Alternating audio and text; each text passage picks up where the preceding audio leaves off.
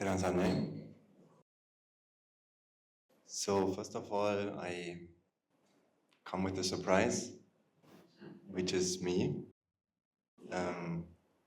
Our beloved teacher has some unforeseen duties, which is he has to go to the high ordination ceremony with some of my fellow monks. So for that reason, he has asked me to conduct the sermon today. And I send you all his blessings and warm wishes. And I was there last week as well, coming after a long time back to you all, to this school, together with all of us used to be Anagarikas, who came here week by week, and we set up the sermons and try to cooperate with you all to make this sermon possible from our end. So I was really so happy to see you all. Unfortunately, I couldn't see you, most of you, because that's the role we have to play at that day. We have to look down, so I can't see you who's there and so on. It's not possible. But I felt the energy and I saw the immense devotion with which you have venerated the Mahasangha, not as individually, but the Mahasangha, and judging from all the alms food that came, I think our Amadasana Thero has said not to bring more than the normal amount, but judging from the monks' bowls that came, and I think at some point these bowls were full, and then we had to bring the bowls that we had brought as well and fill them as well. So I don't know how many bowls were filled in the end. It must have been 5 or 6, I don't really know. However, it was really impressive to see that. And when we were sitting in that room, I only remember the one man somebody came and he was adjusting the AC so that it would blow just right for us. So this was only a symbol of the things I saw. And so I'm really happy about that. And I want to appreciate you about that. And I think from where we all come from, same as me, because a few years ago I didn't follow any, let's say, I was not committed to something spiritual in this way. I would just call it spiritual for the moment. Or you can call it a scientific as well, it doesn't really matter.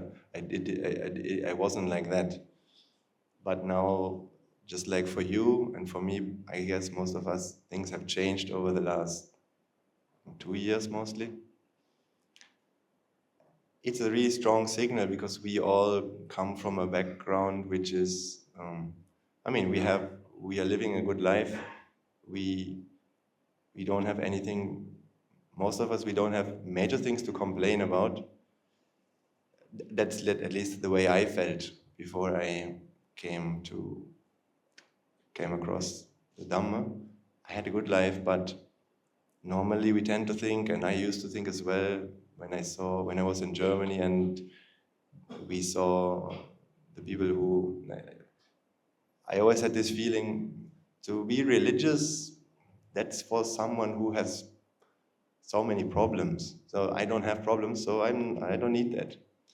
But actually, when you really go deeper and you understand what it really is all about, then when you can understand it's something really profound, and it goes beyond the happiness that we know. It goes beyond having a good life, right? So we are all here because we have realized that it's one way to be happy in this life, comfortable, and have an enjoying life, but when you come to talk about real fulfillment, and that's another story. It's something more than that. And also, yesterday I remember Guru Hamdra was talking in his Sangha sermon about fear. So I was thinking, if somebody would have asked me, is fear a part of your life? So you can ask yourself the same question.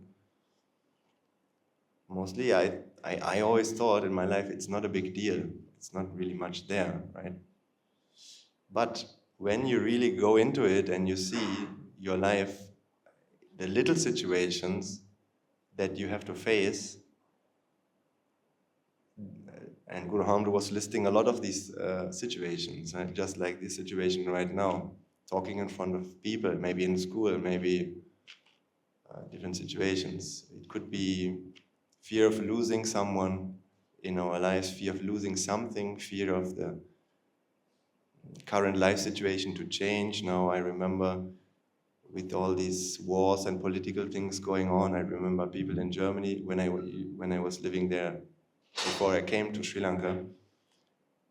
I mean, the war was not even starting, just started, that war in Russia and Ukraine, but people were already so worried that next day somebody will march into their house or that Germany is far away from that place, but fears are nevertheless very real, although we all know that it will not happen that easily, but still, our mind always has something to fear, always has something to worry. But so when you look into it, you see that, yes, as much as we think our life is comfortable and nice, somehow there's more tensions and vexations always come and go. And right now, when I see my life and I'm sensitive to see my mind in this way, I realize how much of the baggage I'm carrying every day. But a few years ago, I never noticed it, although the baggage was actually much higher. So maybe you have the same experience.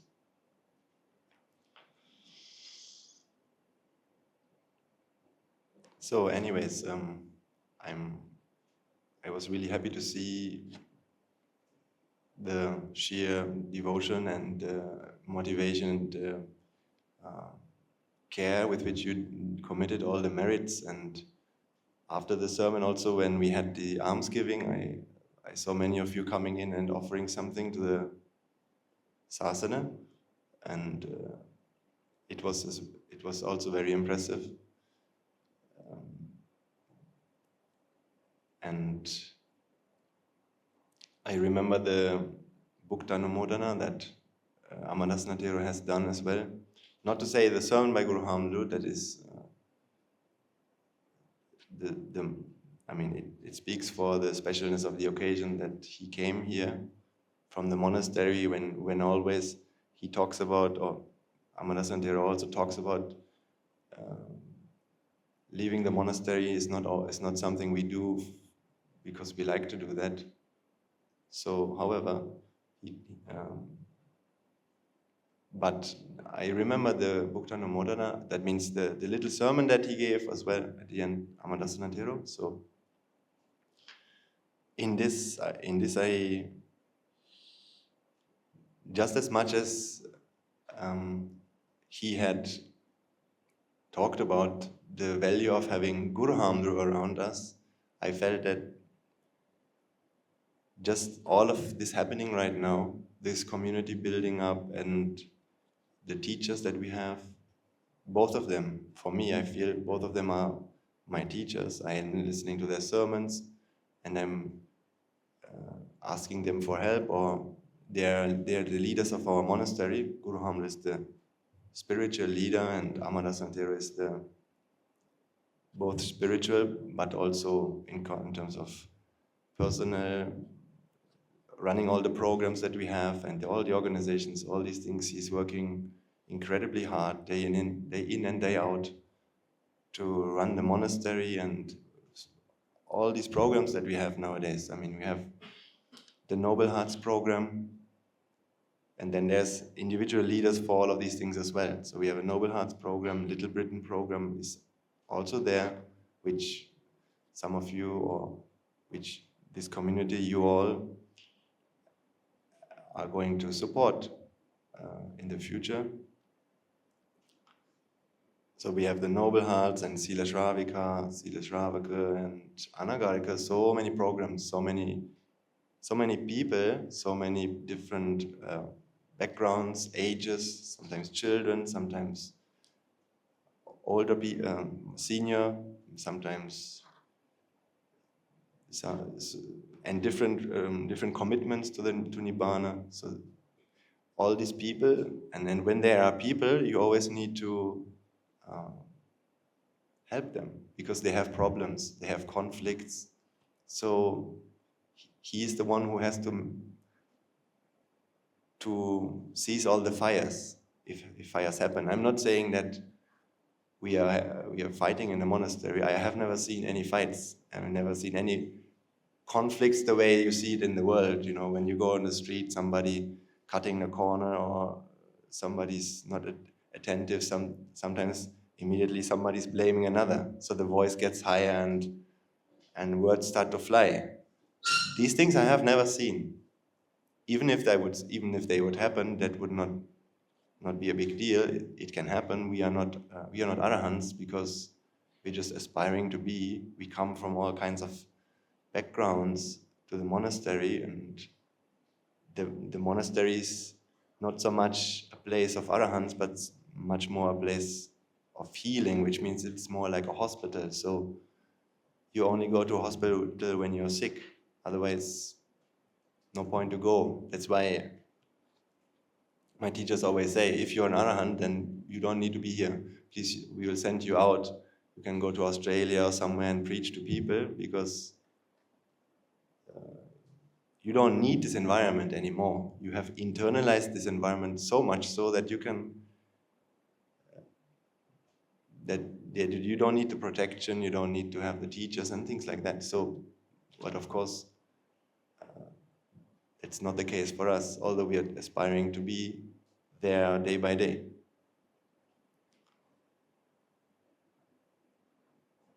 So I've never seen real conflicts, but of course problems are there, managing people and finding solutions. So from that point of view, I can only deeply appreciate and admire our teacher for being able to have the patience and dedication for constantly solving these problems in a calm way, which is only testimony to the strengths of the Dhamma that we are all practicing here. So we are here in the sermon to discuss how we can become like that. One part is to do the merits and to conduct ourselves in the right way, which we are all constantly improving. And then the other thing is to understand this philosophy and to practice it and to see the world in this way. So here today we are going to talk about both. So I am very excited to be here with you today and enjoy the things that we will talk about. And before we do that, I want to give you the precepts, and then we can start. Namo tassa bhagavato arahato samma sambuddhassa. Namo tassa bhagavato arahato samma sambuddhassa. Namo tassa bhagavato arahato samma sambuddhassa. So, some of you might not know me, although I seem to know many faces, but I don't want to skip over that, so I'll just tell a little bit about me in that sense. So The first time I came here was now nearly 2 years ago. I didn't come here from the beginning as an anagarika. I think maybe 10, 15 sermons later was when I joined as an anagarika, setting up the sermons, setting up the whiteboard together with some of my fellow anagarikas. So that's why some of you will know me as an anagarika as well as now I am as a Swaminahanse. So for whoever does not know me, that's something you might want to know. And honestly, that's why I'm always very grateful coming here and for everything that will happen in my life, because you have gifted me this ordination, you have made it possible, and you have made possible you have contributed to my journey in a significant part just by me being able to serve you. Just that means coming here and helping to arrange this sermon would not have been possible without you all coming and being interested to listen to it day in, week out. I mean, every week. So for that and for the chance to serve you, I'm very grateful to all of you. And the merits that I have been able to acquire and that time was something that helped me. So since merits are not something we can put an owner to it, right? Merits are something that it's a kind of an energy. It doesn't really have an owner. That's why we don't need to think about who's doing merits. We can always rejoice in the merits, whatever the merits. We can also rejoice in the Bodhisattva's merits, or in the merits of the Arahants of the time, and that when we read a story of the time of the Buddha and whatever the things people did, we can rejoice in these things as well. Not something we must have seen, not something we must have been part of, but at that moment this is the mind that happens, right? So in that deed we can always rejoice, no matter who did it. It doesn't really matter. Just as much as all the merits you're doing, I'm also rejoicing. I mean, conventionally we say you're doing, I'm doing, all these kind of things, but ultimately there's no such thing as a doer when we can understand that.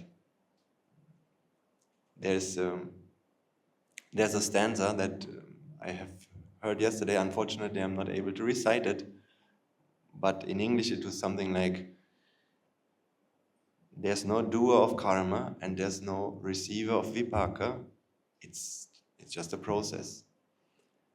Now I have to be very careful in saying these things, because people might misunderstand these things, and then people will think that there's no such thing as deeds and results. So whatever I'm doing doesn't matter, whether I'm doing merits or demerits or spending my time here and there doesn't really matter. So since there's no one to get anything, then what's the point of doing anything? And if there's no one committing anything, so then what's the problem with me doing whatever I want? So no, please don't understand it like this.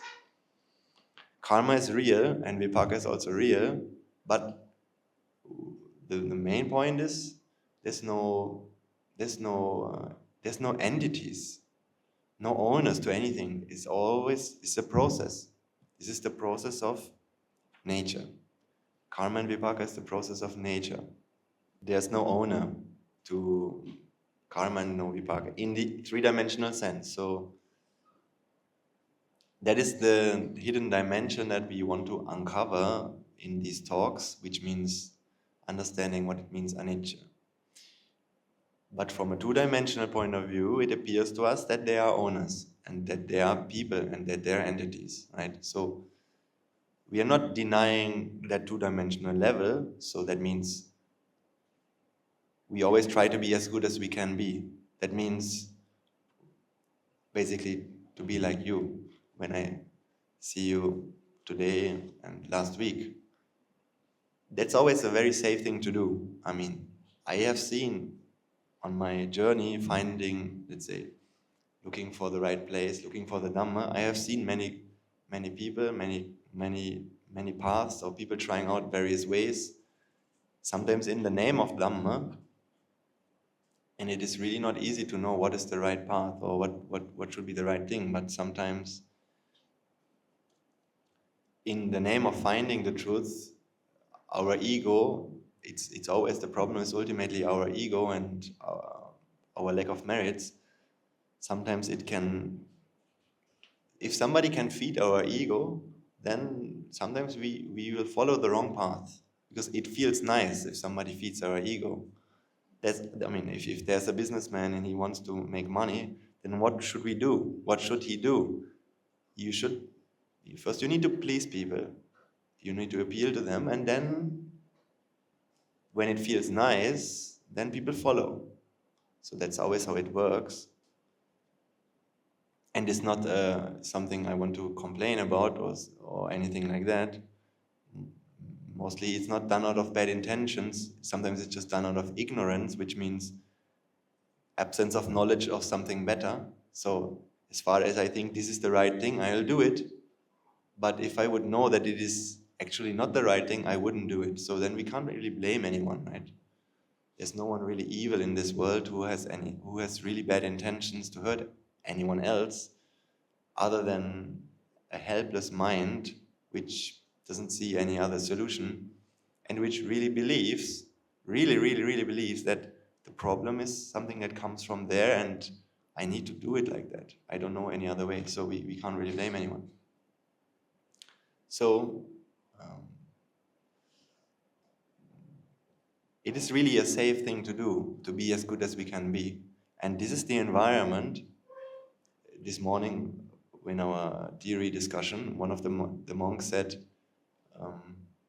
this unsurpassed field of merits. So when we're chanting the qualities of the Noble Triple Gem, what we call Buddha Guna, Dhamma Guna, Sangha Guna, there's one quality of Sangha Guna which is Anuttarang Punya Ketang, I think, right? So it means the unsurpassed field of merits. So again, the conventional meaning of Sangha means it's this community, or it's creating a pleasant mindset and full of goodness where the seed of Dhamma can grow, right? So that is what we need to do. And then Sangha means also, of course, practice of the Dhamma, practice of the path, contemplating and seeing the truth and walking the path. So this is also what we do. So in the third dimension, I said there are no owners, and there's another really nice Dhammapada stanza by the Buddha that explains the same idea. And it goes like, Sabbasso nama rupasming yasanati mamaidam. So that's the first two stanzas. Sabbasso nama rupasming means everything in this world is nama and rupa. Or you can say rupa vedana sanya sankhara vijnana, or you can say energy. Yasanati mamaidam, which means there's no such thing called me or mine. There are no entities.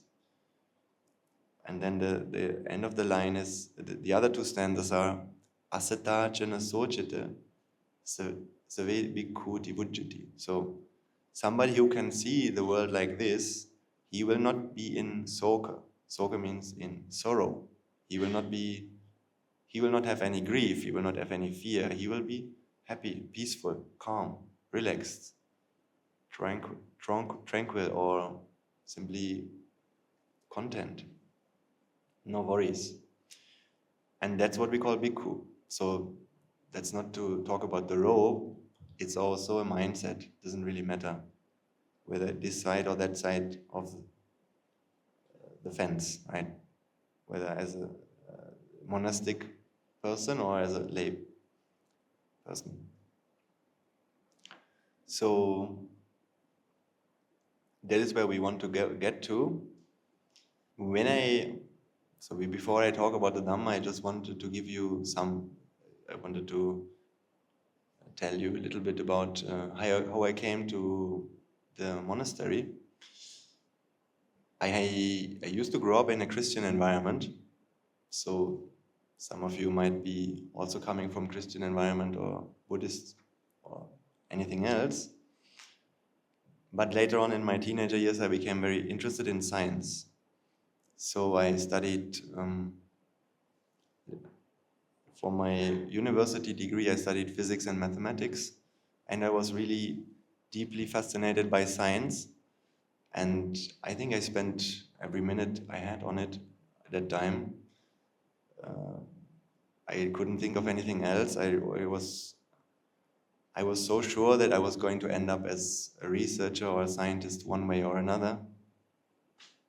And I did this for 5 or 6 years. And I must say that I had talent in terms of mathematics and doing this kind of researching about nature. So I was always really interested to find out the answer to what nature really is and how nature works. So I thought that the answers can be found by studying physics. And I learned a lot of things in these years. Thanks to that, I developed my ability to think rationally, logically, which helps me, to be honest. It's always a good skill to have. And when we talk about the spiritual faculties, we need different spiritual faculties, right? Maybe you have heard these things like we need wisdom, we need saddha, which means, I don't know, explain faith or devotion. We need energy, which we call virya. We need sati, which we call mindfulness. So these are some of the virtues that we need to have to progress on the path. And when I see the monastery, the Anagarikas who come in, as I'm working with the Anagarikas a lot, especially foreign Anagarikas who come, I see many kinds of people and different inclinations. Some people have a big amount of energy, so even you might see this around you or you yourself. You will tend to have different inclinations. Some people like to really go into the Dhamma and think about the Dhamma. Some others like to do merits much more, or they have a lot of energy. So there can be different kinds. But we need to have a balance between all of these to make it work. Because from where I come from the environment that I come from, I had many friends, they all studied physics and did a lot of these kind of logical things. But if I were to sit them here and talk about Dhamma, I don't think that they would really understand the value and the meaning and the profoundness of the things that we are talking about. Sometimes they will expect that the truth is something they will find in their formulas, and you have to go so deep. As in, think very, like, for example, you have to be an Albert Einstein to understand the truth, because you need to be a sharp intellectual mind. But the truth is not like that. If you have a pure heart, and if you... That's all that matters. Then you don't need to see very complicated things. You can see the truth in everything very simply. So the truth that we are talking here is not a big formula. Like when I used to do physics, then people said, no, the truth is something like this. And then they wrote down 3, 4, 5, 6, 7 lines of a formula. And only somebody who has studied physics for 5 years can be able to make sense of it. In this field here, it is not something complicated. We just need to understand what is a paper. We need to understand cause and effect, and even as a child we can do that. So that kind of academical field can give us this quality of wisdom, as in intelligence. Intelligence is there, but wisdom is not the same. Wisdom is... because intelligence always comes So if wisdom becomes mixed up with ego, then we cannot really call it wisdom anymore. We will be able to call it maybe intelligence, smartness, intelligent brilliance. But then it is really hard to escape from this idea of entities, which what we are talking about these days, right? That there are no entities, and that takes wisdom, and that takes pure heart. So however, I'm very grateful I had learned about how to think based on what's true and not simply on a superficial level. And then later on, when I finished my university degree,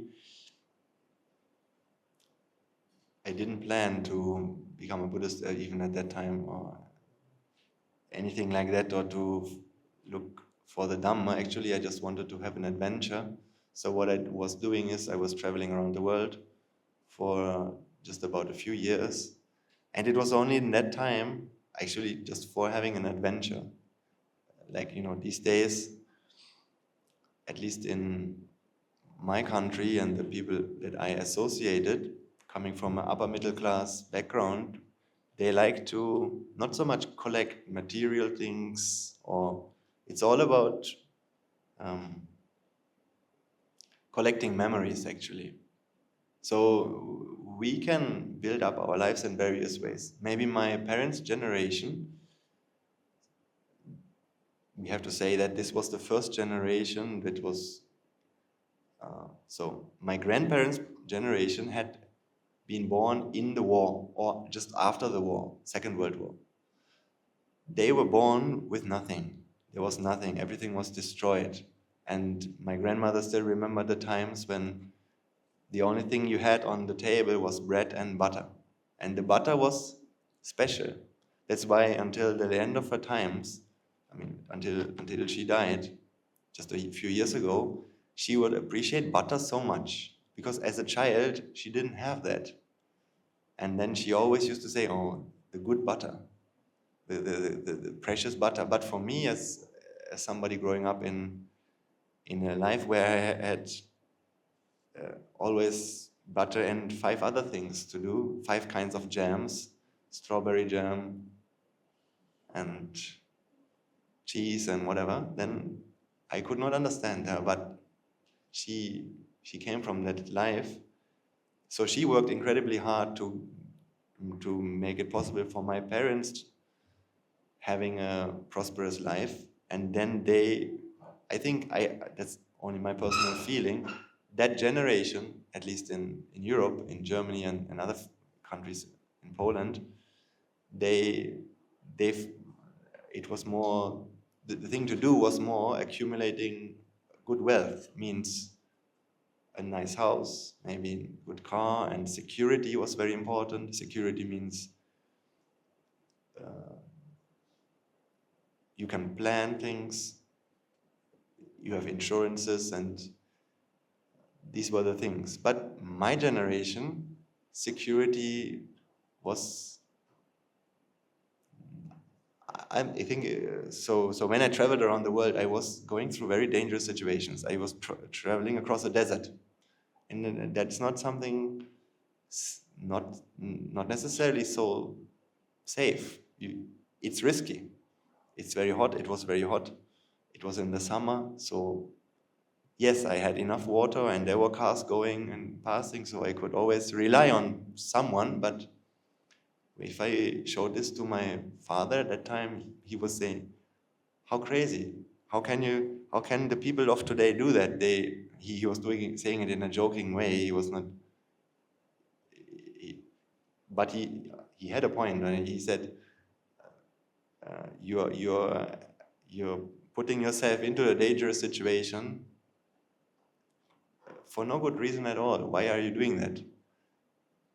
The reason why I did it was because I was bored with my life. That's the honest reason that I can understand now.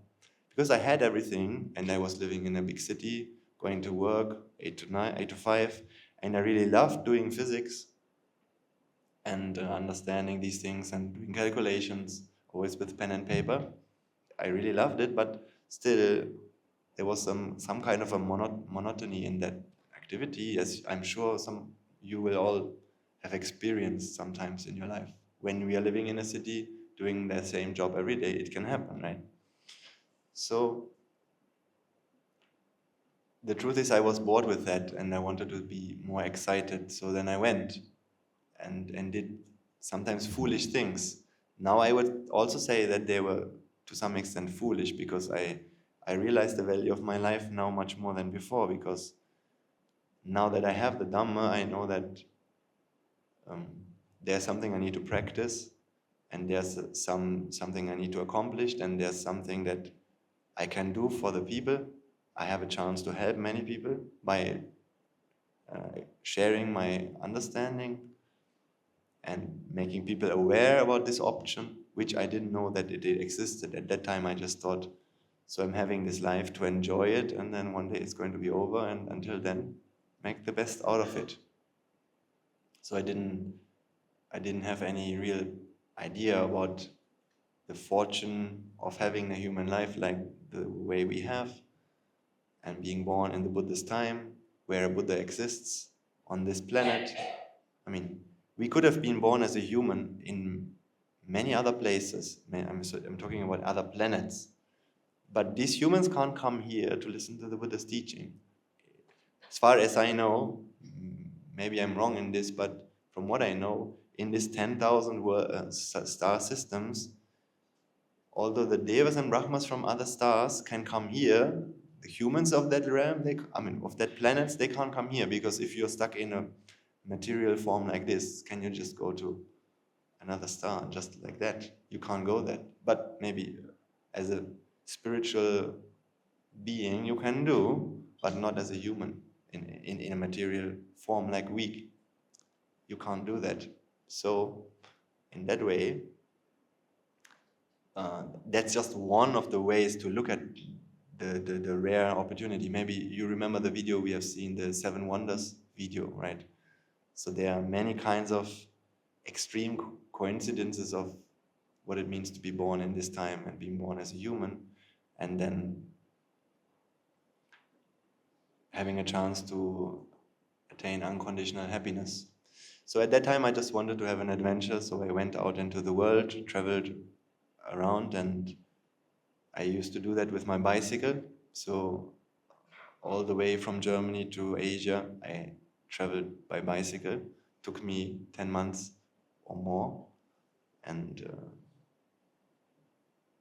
so I can say I saw every tree on the way. Although actually, what do I have from it now, right? Because it's just a memory without any pleasure, right? Because this is the thing, all the things we have experienced in the past, the pleasure we experienced, the happiness we experienced at that time, it's not like this pleasure gets imprinted into memory and now whenever we pull back the memory, the pleasure comes with it. So whenever we memorize, we can feel the same happiness that time. We can feel the same happiness that we experienced at that time. It's not like that, right? I'm sure you know, when you take some of the pictures from your living room, maybe you take your photo albums, you look at them, or when you watch your old the wedding recordings. I mean, I'm in some of my friends and families. There are people who really like to do that, watching them, maybe the recordings from the wedding or when the children were small. These kind of videos, right? Now we have a lot of these things because all of it is in our smartphone, and then Google automatically, or the AI, artificial intelligence, always creates all of these collections automatically. We don't even have to do anything. And it's nice having a stroll down memory lane, just enjoying some of the pictures.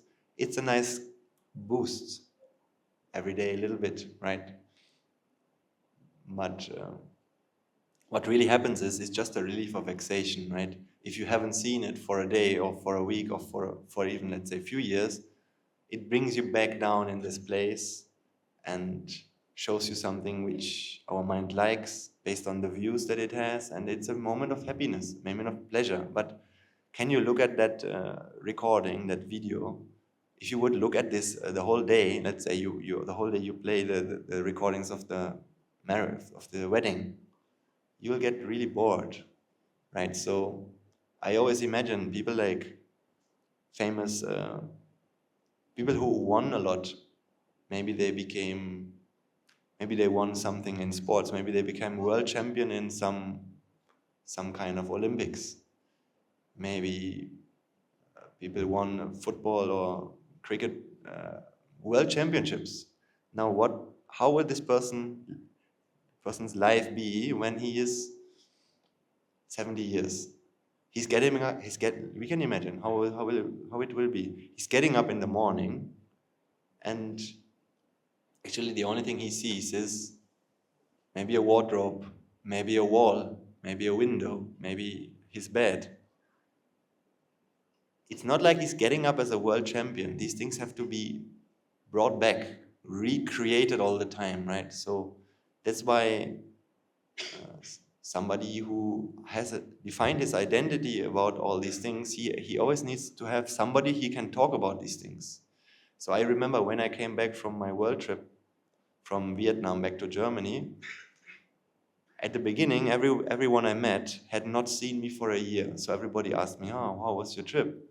And I could explain, I did this and I did that. So at that moment, the mind was born as a traveler, as someone who did this.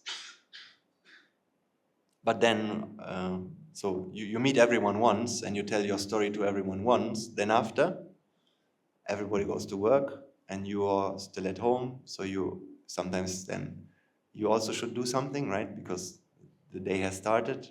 What should you do? So you also have to find a work.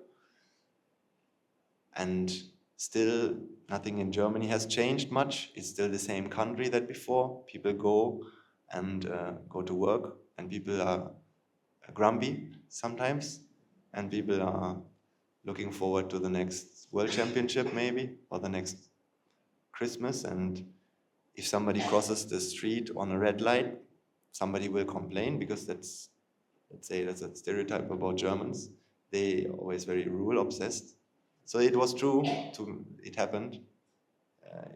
I was able to observe it. Now then, I came back having been in so many countries,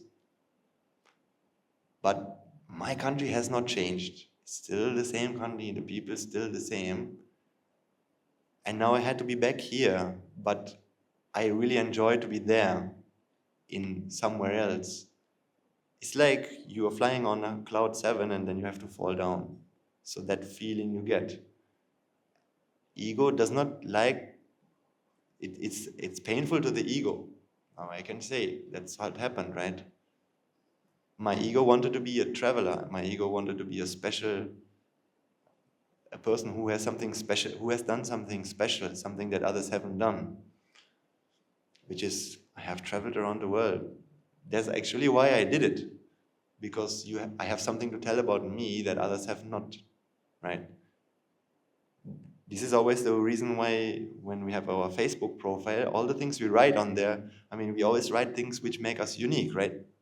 We never write down, I get up in the morning and I have a coffee. Because everyone does that. So nobody finds that interesting. But we need to write down what makes us unique. So we're always looking for a way to complete our Facebook profile and keeping up with the views and the things that society tells us is good. And then we are choosing the things that seem to be ways in which we can create our identity again. It's always a competition. We are always competing against each other. When we see others who have something that people say are good, now suddenly our rank decreases.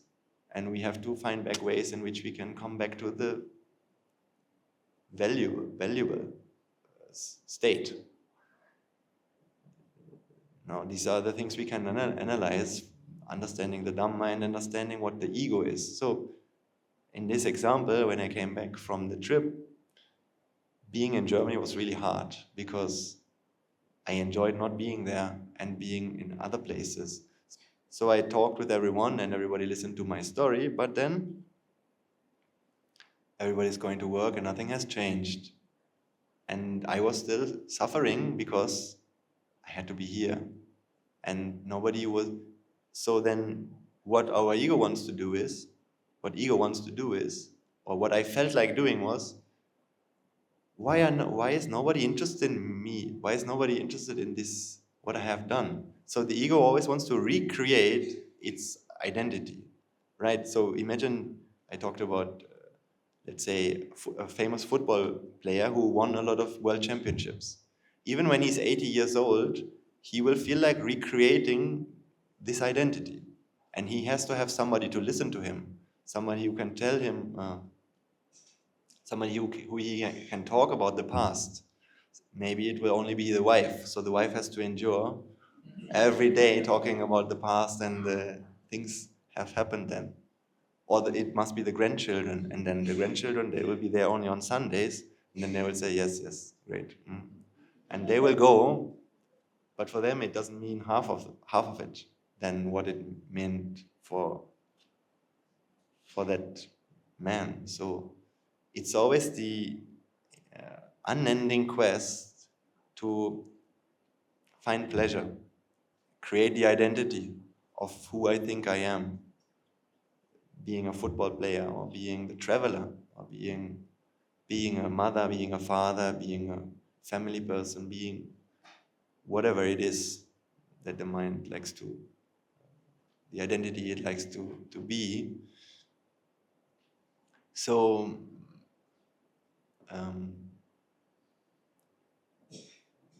ultimately I realized that having traveled and not found happiness everywhere, I thought that maybe the people in Tajikistan, some country where people are living in a very natural way. Natural means they are not living in a modern life, but they are just living in a village and they're having a cow and maybe some chicken and they're having their family around them. That should be the way that happiness works. Because when I was growing up both in urban environment, but I had my grandparents, especially in Poland. My mother is Polish, so as you know, she was here. Then I also experienced life on the countryside. So I always thought countryside life must be the right way to live. And when I traveled, I found out that yes, actually it's good, and there are some good things about it. People have each other much more than in our urban life. That means families are much more bonded together. I experienced a life in Germany where people don't have these strong bonds. We have a strong bond with our parents and maybe siblings, but we don't see them every day either. I used to see my brother also just few times a year only. But still, I consider there was a strong bond. But other than that, I don't think that people in my age these days have a strong bond with anyone else. There are some friends here and there who keep being with us, but other than that, it's always changing. And there's a lack of security, lack of stability. But it comes with a great freedom to choose whatever you want, whenever you want, being with whoever you want, whenever you want, and things like that. So that's the urban way. But the village lifestyle is the opposite. What is it? It means you have the people around you that you are born with, and they will always care for you, but that's all going to be it. So I thought that maybe that life is better, because I felt maybe I am lacking such kind of things. But when I traveled and met many people,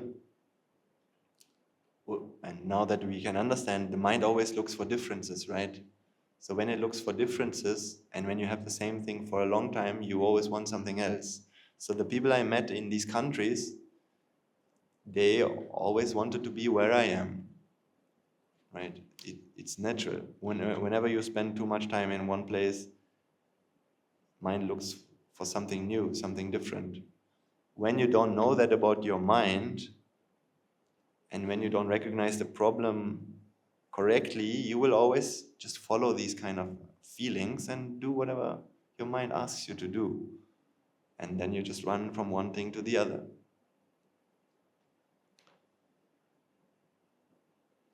And so ultimately I came to realize that something was, that happiness could not be found in a village lifestyle either, but there must be there must be a problem with the mind. I didn't know what was the mind at that time. I knew that something is wrong with all of us.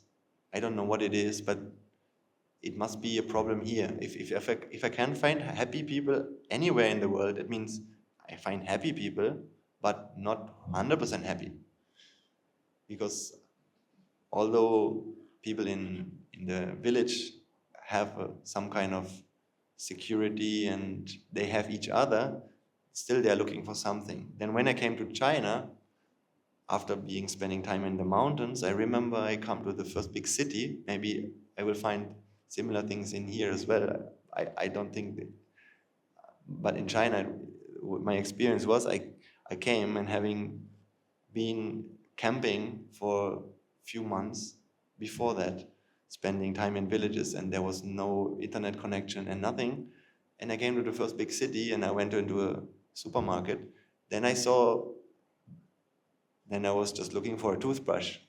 And then I saw a whole, I don't know how to call it, maybe a whole wall full of toothbrushes, maybe 300 kinds. Then I thought, oh my God, something is really wrong with this world. You can't say that is the way we should live as well. That we need 300 toothbrushes? I don't think so. So more and more I felt like, okay, something is wrong with the mind. Now who can explain me the mind? And then I started to go into meditation, trying out meditation and things like that. And I spent time in Thailand, Myanmar, in these countries. And more that I followed this voice within me, somehow I just felt there was a voice within me that told me where to go, and always just to trust the goodness, I think, trust what is right. Then I associated people who taught me the value of doing merits. And then I did that for 2 years maybe. I started to do a lot of merits.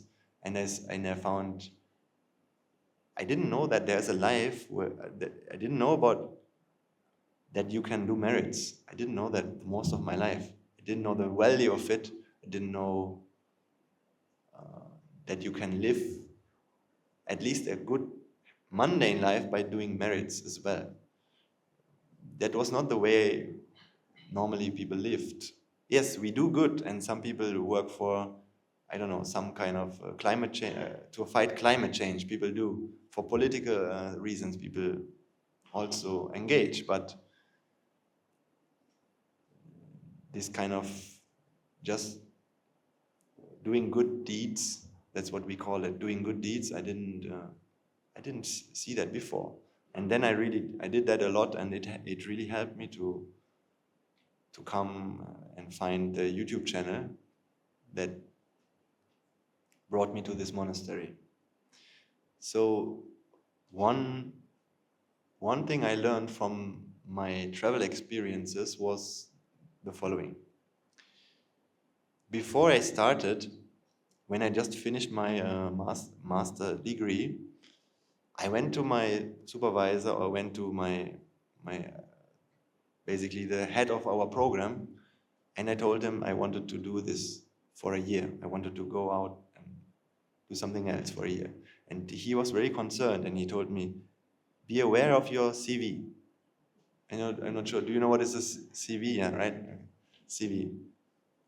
Because every empty spot in your CV will be a big problem for you in the future. So don't be away too much. If you go for 1 year, well, we can explain that. But if it's more than a year, and if it can't be explained, you have to be careful. And I listened to him and I understood. At that time I have always lived a life doing what the others around me told me to do, my parents or the society. I always did it happily and I enjoyed doing. And I was like that at that time as well. I was really concerned, oh my God, if I go now, what will be with my CV? But on the other hand, I really wanted to do it as well. So I had to argue with myself, what should I do? Should I not? And then I went, and now I realize, so there were a few times on my journey, my personal journey, moments where I had to choose. And this choice was not easy because it meant uncertainty about what's going to happen. Because to say, okay, I'm going after my master's, most of my friends always just did one thing, PhD, because professor already had a PhD for them, a place, just continue, just do the next thing. And not to do that means uncertainty, because you don't know what's going to happen with your life. Will you be able to find a PhD, a professor who takes you for a PhD when you come back? Will he like the fact that you have done this? And in this environment where I was in, physics and university, the money is very little. I mean, there's not infinite amount of money for people who want to follow this kind of research. So there's a competition, and usually the people I studied with, very intelligent people, came from all over Europe to my university, to the university I studied, and they were excelling in their fields, in mathematics or physics, very brilliant and very intelligent people at that time. So, and they were all hardworking. So usually what happens when you do a PhD in physics is you get paid half-time, but you work, I can't say full-time, it would be an understatement. It's more than full-time. You work day in and out, right? But you work for that salary. So that's what people do because of their passion. And since all of my friends were like that, I knew that if I go, maybe people will think I'm not committed anymore the same way that the others are. So what will happen? So anyway, uncertainty was always something that I had to accept in taking a certain decision. But what I can say, as I went on over these years, accepting uncertainty, if it is done with certain good intention, truthfulness, righteousness, can bring incredible benefits. I mean, if I would not have gone, if I would have believed, or if I would have stick to the comfort zone of being and doing a PhD, I would not be here where I am today. I would never have found the Dhamma. I would never have found the teachers, the monastery, you all of these things that happen. And the chance to help people to actually have a meaningful life, I mean, and to most of all, find my own happiness, find my own salvation, would never have been possible if I just would have done what people were preparing on a plate for me at that time. And it was really not easy because most of my friends said, I like what you're doing, but I can't do that. It's not possible. And for me at that time, traveling around the world alone, when sometimes camping in a desert, camping in some place when you're alone, it's risky. And I wouldn't say that you should do that. And I'm not advocating for these kind of things anyways, because now that you found Dhamma, you shouldn't waste your time doing these things. But at least I had to develop this courage And I learned to not just simply do what others tell me to do, but to do what is right and what should be done because it is the right thing to do. And therefore, I didn't know where I was going to lead, what it was going to lead to. I mean, there were people, and even when you're somebody who's looking for the truth, what happened to me when I was traveling, because when I was traveling, I started to read. First, I read from a German psychologist, and he talked about the Buddha and Jesus, many kind of things, and he brought it all together. And I remember very well when I was in Tajikistan at that time, I listened to an interview by this psychologist, and he said, in this world, there must be people who are willing to live the truth and talk about it. And I didn't know what it really meant, but I thought, yes, that's true. I should try that. I should try and look for the truth.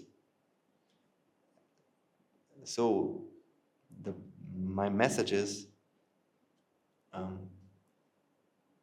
having had that courage in some of these occasions, going into the unknown, not knowing how it is going to unfold, gave me incredible rewards, because I did it out of good intentions.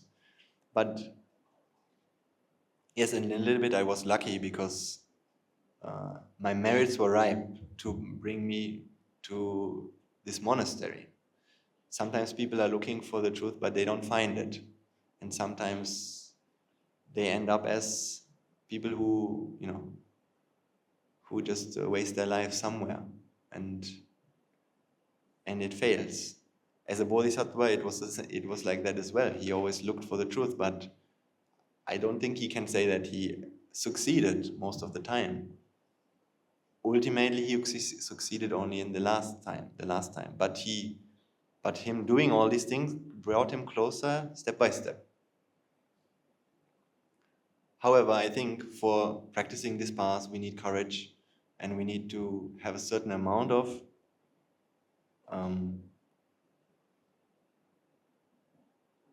we need to take responsibility for our own lives and do the best we can. That doesn't mean that we should ignore the people around us. No, definitely not. We should serve everyone around us. We should see it as opportunities for everyone to serve the people around us. But we need to know that at the end, just like our teacher always says, at the end we are all alone. The moment that we die, we all get the same exam paper. The exam paper will be how much raga, how much dvesha, how much moha do you still have, and how much have you internalized this truth, and how much have you done merits. Merits is something we can carry on, otherwise it's not going to be, the people around us are not going to come with us. Our spouse, our children or friends, our material possessions are not going to come with us. Nothing of these kind of things will come with us. So that's the life lesson I learned. So I'm grateful, however, to myself for having had the courage, although it was not clear what's going to happen at the end. But now I can see it somehow ended well, and I had a good intention. I was always I wasn't doing something for my own. I was trying to find something higher than that. I was inspired by this saying, trying to be somebody who's living the truth, seeing the truth and living it. So now I think we can do that. And now we can talk about the Dhamma. Now I talked about memories. I talked about my past.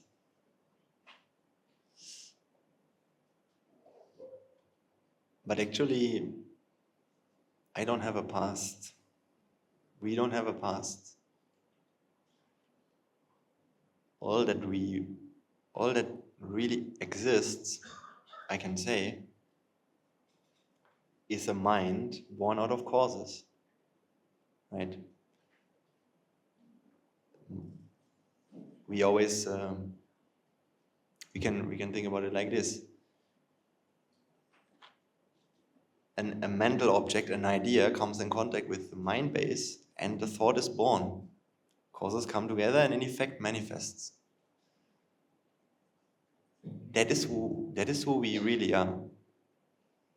I can't say that this is who. I can't say this is who we are. That means that this is our identity.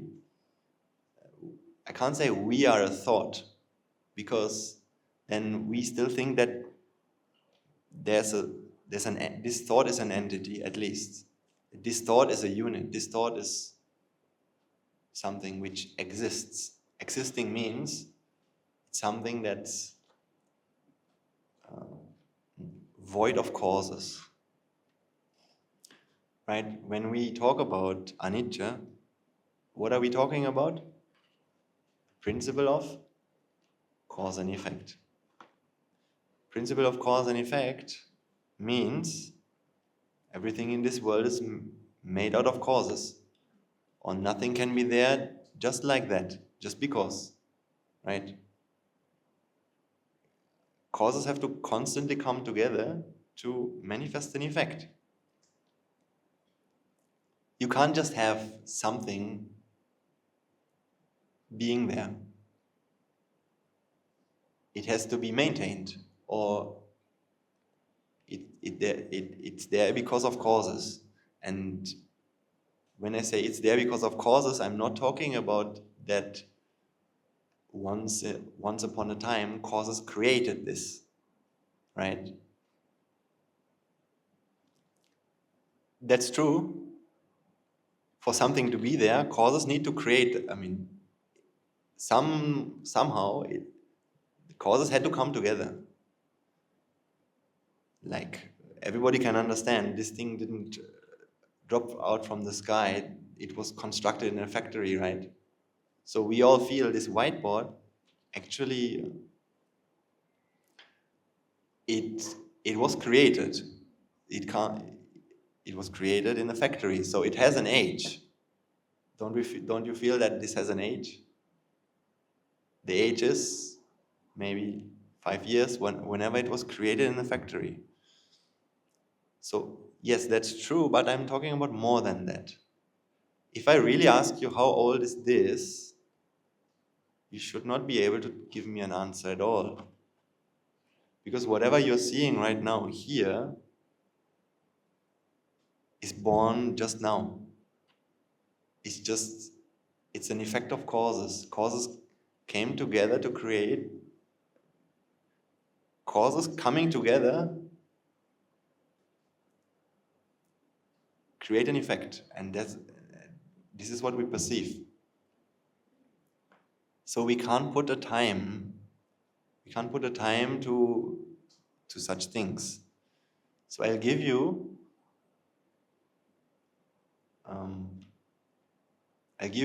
again, to differentiate between these two ideas. I'll draw it on the board.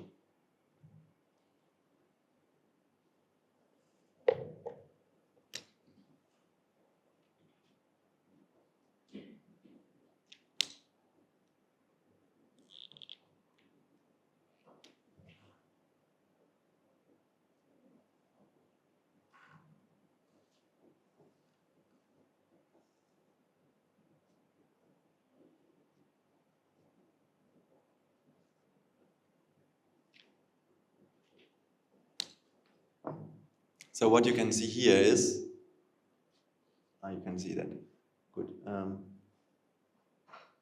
You can see 3 letters.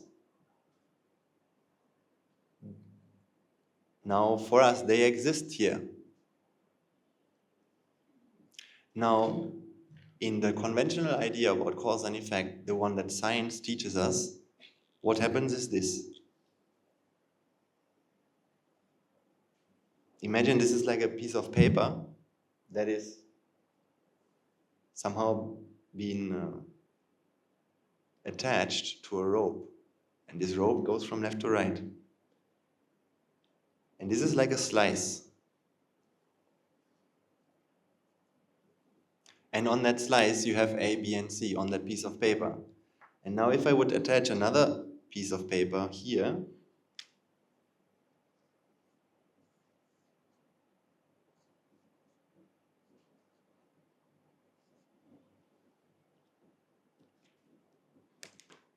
there is another slice. So you can see, also there are 3 letters, A, B, and C are there, right? So, and they're connected by a thread. And what is that thread? I mean, it's a thread, but in my analogy of drawing this, what's this arrow? What does it say? What do I want to express by this arrow? Any ideas? Moving. Yeah, moving. I want to express the idea of change. Change means, I'm talking about actually time. This is like the arrow of time, right? So this is, let's say, this is yesterday.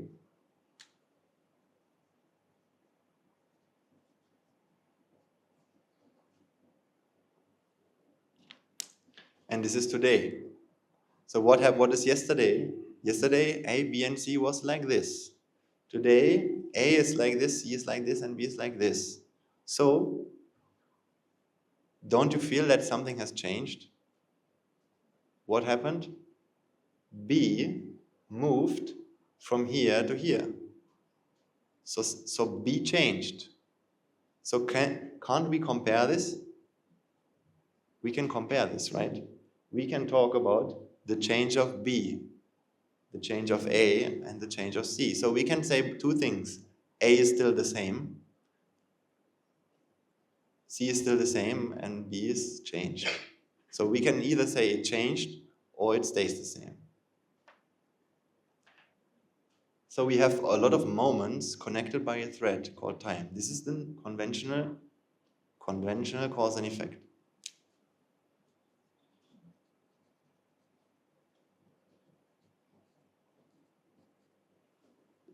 By that I mean the cause and effect which has entities. Entities means, don't you think A is an entity? Is A an entity? Yeah, it's a letter. It's a unit. B is a unit. It's also an entity. C is also an entity. So now we have change. So B changed.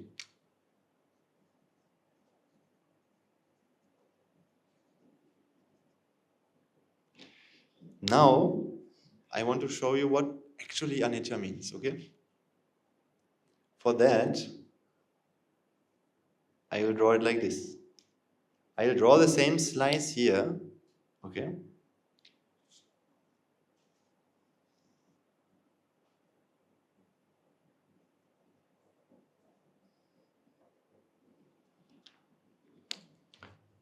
But there's something more here. It's not a thread. It's more like this.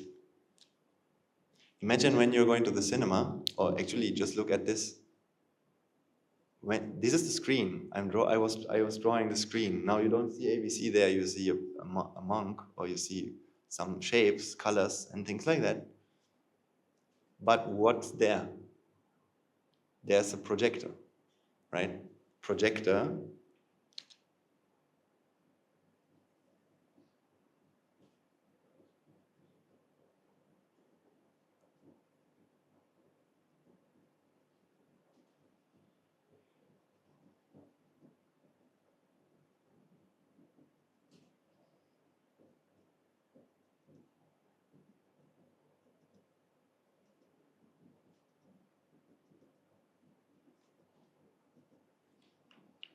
So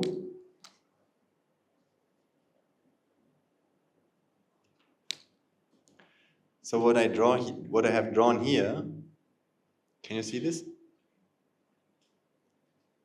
It's a screen, but I have something hidden, something which we, when we look at the screen, can you see the projector? No, right?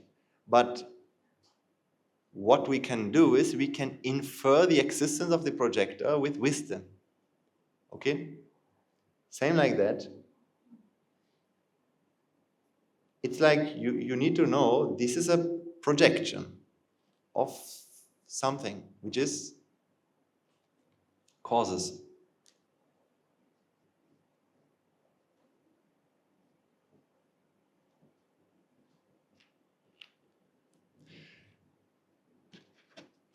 Can you see the causes? You can't see the causes. You can only see the effect.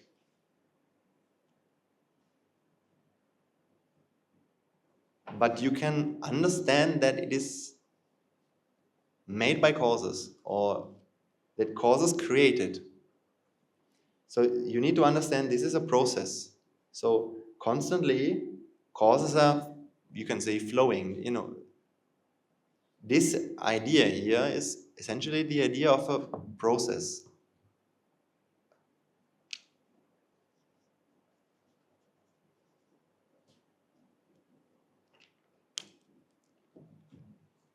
In a process, as Amanasana Thera always says, nothing is done. Nothing is done. That means it keeps happening. And it does not want to happen in a certain way. There's no goal to where it should go to. Nothing wants to become something special. It just keeps on happening. The best example to understand this is just look at this projector. Don't you see that it's a process? Constantly light is radiating out. And depending on how that light radiates out, the projection will be different, right? For example, now you will see a hand. That's a projection.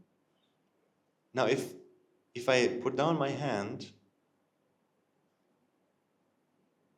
new light arranged in a different way will project a different pattern here. Then can you talk about change? Did something change? Because it's not the same thing. That means, this is a total new set of light, new set of causes projecting a new image. My teacher gave me this example to understand it really well. Imagine that you have sand. You take the sand and you throw it up. And when it lands, you see a pattern. Now you take that sand again and you throw it up again and it falls down again and you see a new pattern. So if the pattern before was like this,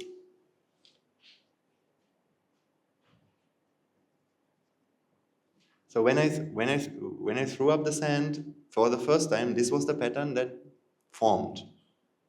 And now I threw up the sand again, and this is the pattern that forms.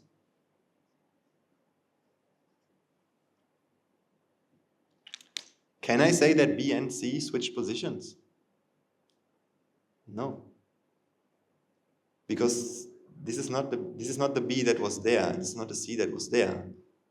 This is a new effect out of new causes, right? So that means actually there's no such thread called time. All really need to understand is this is what keeps going, what keeps happening, right? Therefore, because you have two slices here, you can compare. If you remember the sermon by Rajagiriya, he explained, for time you need 2 moments to compare something, right?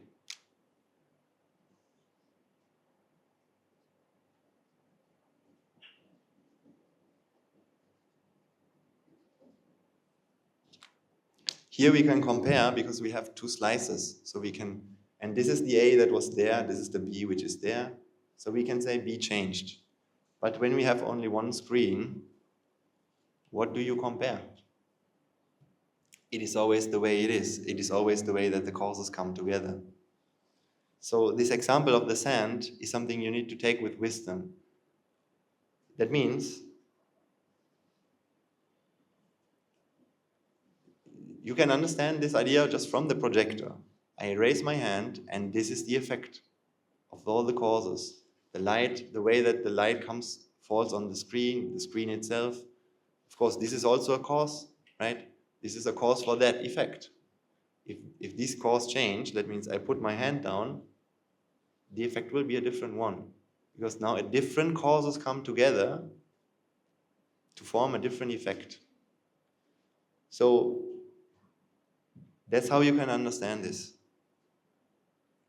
So in particular, it means, can't you see that what we have here as a sea is only a bundle of light rays, right?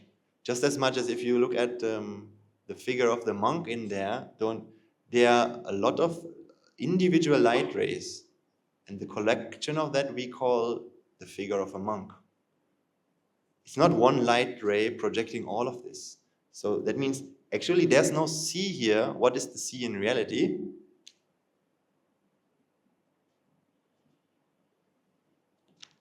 Something like this. Collection of dots. And this is not something that is fixed, something existing. It keeps happening, right? So we can't talk about where this will move or where it will come from or something like that. So actually this world is something like that. You see different formations. Because of the way that the causes come together, you see so many different formations. But nothing is inherently together. These are just points. Because of certain reasons, this is how they appear together. But what our mind likes to do is identify or frame things together. So our mind, maybe remember a sermon where our teacher explained this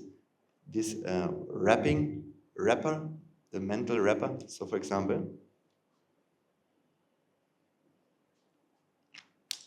there's a line that is drawn around this to make us feel that all of this is one. And that means all of these things belong together. Just as much as when you look at me, you feel this hand and this hand, they belong to something common. What is that? This body. These are common, these belong to the body. But when you just look at what you see here, if you can really, let's say you remove all the colors for a moment, don't you think that all that you can see here is just a collection of atoms? Right. But our mind separates these imaginary lines. Now all of these atoms belong to something. And the air is not like that. It belongs to something else. So there's a wrapping process going on. And I brought a nice example to make you understand this point. So I brought a picture which we can have a look at, and then you can understand what happens in our mind, this kind of wrapping process. So in this picture, maybe some of you know this picture or have seen it before. Have you seen this picture before? I don't think it was shown in the sermons. However, anyways. So what can we see on the picture? Actually, what's really there, for the moment I will say there are some. When you think about this, there are pixels of different color there, okay? Pixels of different colors are there on this screen. What the mind likes to do is group them together, depending on an algorithm which happens. Now, there are two ways we normally can normally our mind perceives whatever is there right now, okay? Some of you will see an old woman, some of you will see a young woman. Can you see the young woman? Yes. Can you see the old woman? Let me say can you see the young woman?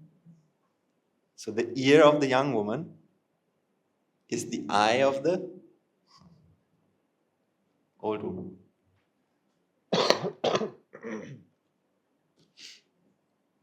The chin of the young woman is the nose of the old woman. And the neck, the neck, maybe it's like something like a necklace, black necklace. The young woman is wearing is the mouth of the old woman. Okay?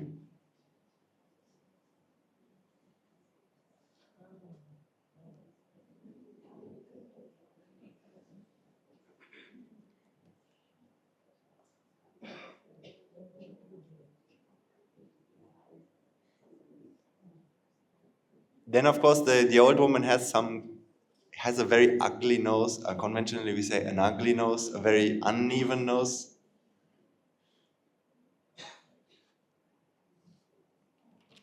So, our mind has this ability to frame in different ways, right? If you look at the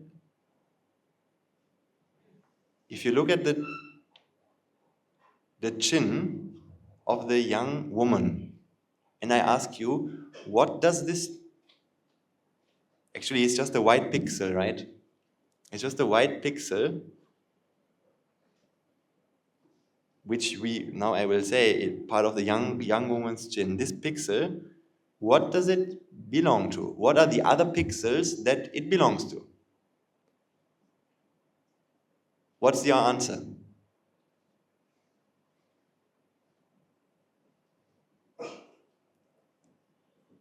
You can't really say that, because if you see a young woman there, your mind will frame in one way. That means it becomes a chin if you think there's a young woman there. So you will group it with certain other elements together. But if you see an old woman there, you will take other pixels and form another union. So where does that happen? The grouping, the framing, the wrapping, where does it happen? In your mind. So is it actually a chin? Is it actually a nose? Or isn't it just a cause? It's just a cause. So the problem that happens with our mind is that when the mind groups things together, it needs to happen, otherwise what can we talk about? What can you talk about in a world where there is only arrangements? But no, you need to group causes to talk about something. To have a word is always, everything in this world is an aggregation, is a formation. So you need to group things together to talk about anything. But we always feel that there's an inherent order that makes these things be part of something fixed. Just like you feel this white pixel belongs to something more, to a certain order, which we call young woman or we call old woman, right? I'll show you some more pictures now where you can understand the same idea. So can we show that green screen, first slide of the letters, one?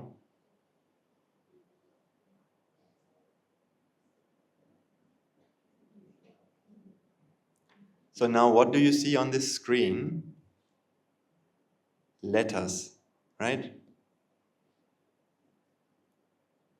But your mind is very clever.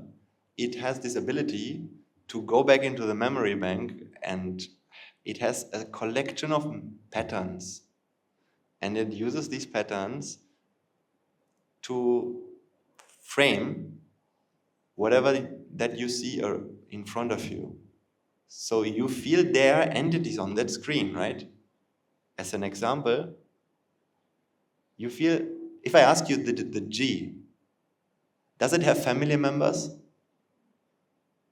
That means, family members means, does it belong to other letters? Which ones? Does the G belong to the F or to the A? You have an answer to this question, right? If I ask you, does the G belong to the F? Are they part of something called a family, something called a certain order? No, right? They are not. But the G and the A, they like each other. They are brothers, sisters. Because what happens in your mind, what happens in the mind is, it draws an invisible line around certain letters. So I'll do it on the whiteboard, then you can see.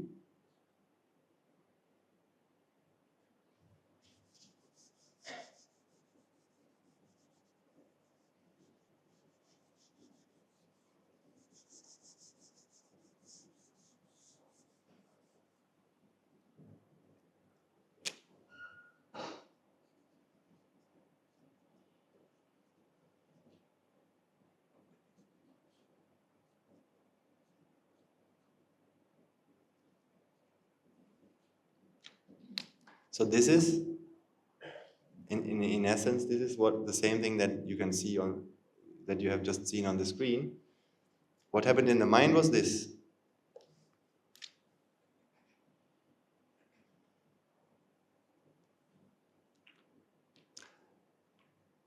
Right? Actually, does it happen in everyone's mind? Yes? In this way? Let's say there's a person who came from the Amazon jungle and he doesn't know even English. Will he feel that? No, right?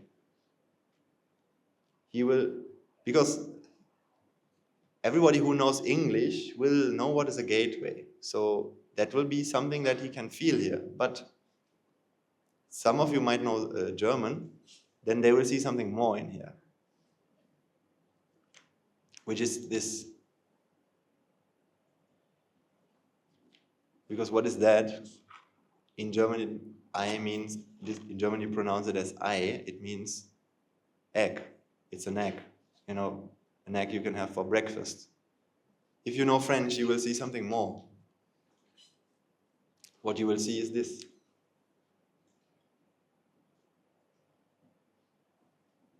Because in French, fille means daughter. I think so. Daughter or girl, I'm not sure. I think daughter. Somebody knows?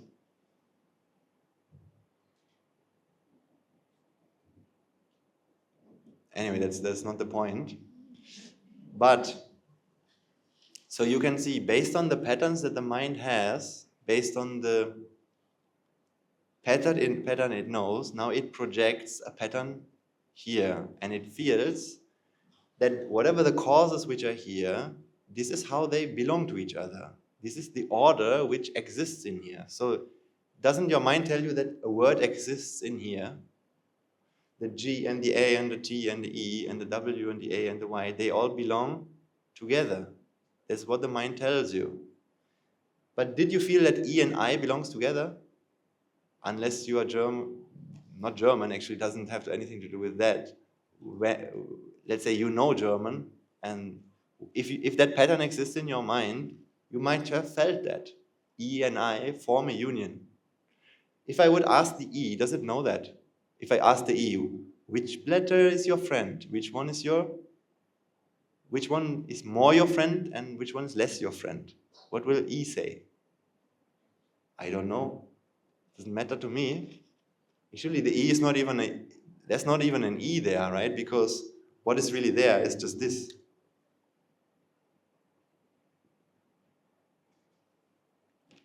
Now, on what basis can you group them together?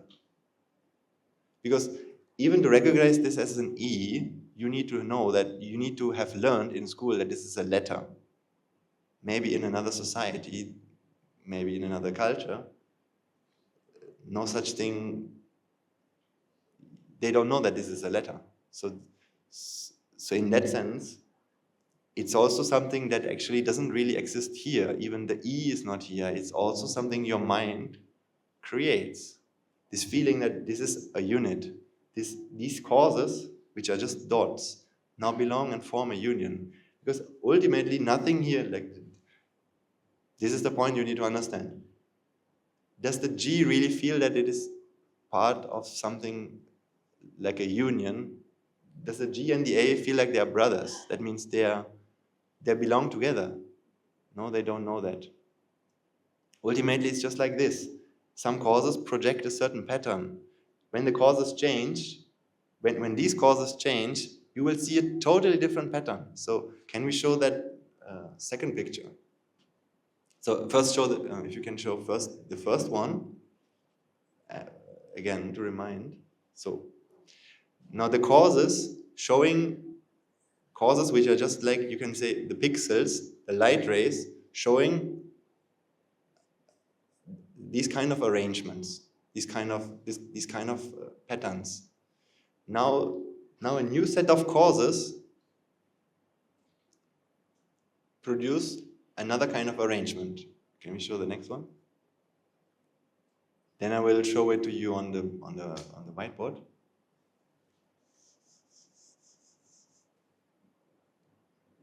So let's say you see this.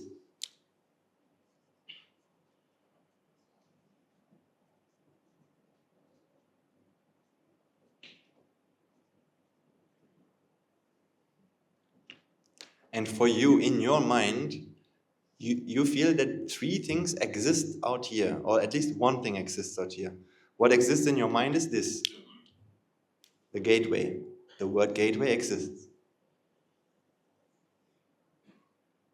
But again, this is only, actually, in reality, this is, your mind projects this kind of order to this actually just arrangement of letters. Now, if the causes change, the underlying causes change, you might see this.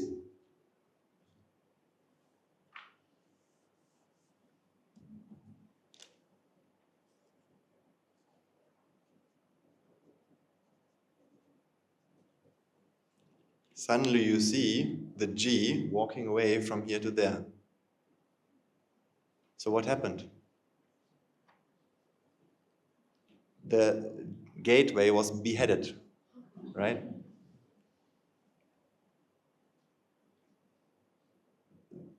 Actually, something has died. Something decayed. Something died. Something became sick, right? What became sick? Gateway. The word died, or the word became incomplete, or the word became distorted, or into disorder. So what you feel is that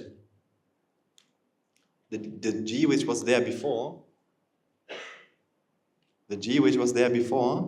you think that it's the same G which is here, which I try to explain you that we can't talk about this. We can't talk about change. It's actually a totally new G. It just arose. Causes came together to form this. It didn't come from here and went there.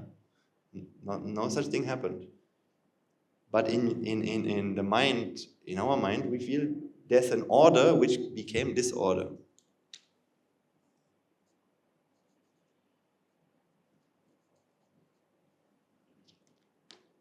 But if I ask the G, actually it's not even the same G which walks in here, but imagine it would be, if we ask the G, do you feel that you are creating disorder? Does these things feel that disorder happened? Did disorder happen here? Or did it only happen in your mind? Happen only in your mind. That's why I think a few weeks ago, Amadasana Thero talked about this disorder and order, right? Can we say there's an order? Can we say there are ordered things and disordered things in the world? For example, imagine I come to the monastery with hair on my head, okay? And now, after 1 month, usually, typically before the Poya day, Anagarikas have to shave their head. Then, that day, they get bold, they're bold. Then, if you listen to the Anagarika Mahathurus around them, they will say, "Wow, that's great, now you're part of the family." I mean, we talk about this is convention, right? Family is a conventional idea, because what does it mean, family? This is a family. Family is only a concept in our mind, a convention. It's not something you can find in the real world. But still, in our monastery also we say, now you're part of the family, because it makes somebody feel good. If somebody feels an identity, it makes you feel good that you're part of this. So we say like that, that's totally fine. But let's say, for somebody who likes to be in the monastery, he will feel, so there was hair and there's no hair. So what happened? Disorder became order. How about someone else, maybe an outsider, who doesn't really like our monastery, or who doesn't like this kind of spiritual practice or Dhamma or anything? He will think, maybe some of his old school friends, they will think, what happened to you? You had so nice hair, now you no longer have hair. So what happened to you? Order became disorder. So which one is true? Is it disorder becoming order, or order becoming disorder? You can't say that. These are only feelings, right? Different people, or not people, actually different minds feel different, have different idea of order in their mind. And based on that, they feel the world. What we need to understand is this gateway is not something which exists here. It's only a way the mind has framed. It's only a perception. Otherwise, you will think that gateway exists in here, and when this G walks away, which it doesn't, or even if, you will feel that the gateway has been affected, has been destroyed. So actually, in this world, decay and death, and these are always feelings. I'm going to die. This body is going to die. The problem is not you're going to die. The problem is you feel this is one unit. This body is one unit. That means all of these carbon atoms here, they know that they're together. They're a family, just like this. And now, if let's say, if a water atom in my eyes, it decides to leave my eye. Actually, this is not an eye. This is just a collection of certain proteins and atoms. If this water goes out of this eye, what we feel is, oh my God, this eye gets dry. It's drying out. It's dying. It's not good. But in the nature, you can't say what is good or bad. These are just arrangement of causes. So that what we need to practice is to see everything as arrangements, arrangement of causes. The underlying causes will change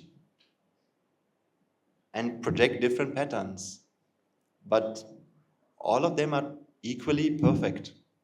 You can never say anything is perfect or not, or imperfect. These things don't apply to the real world. The real world is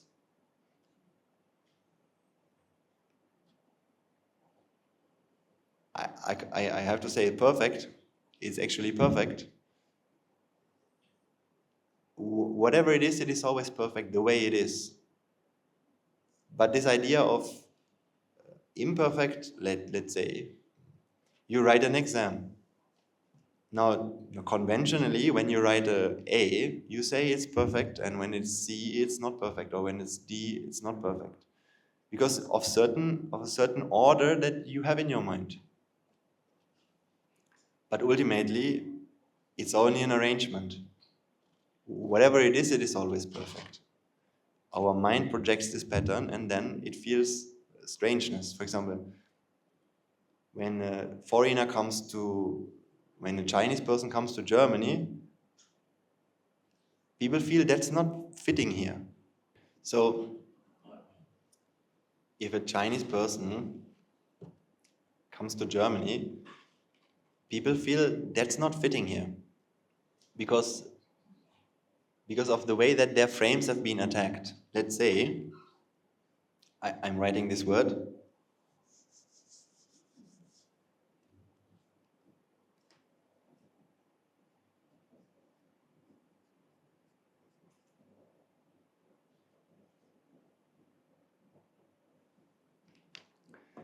This is the arrangement.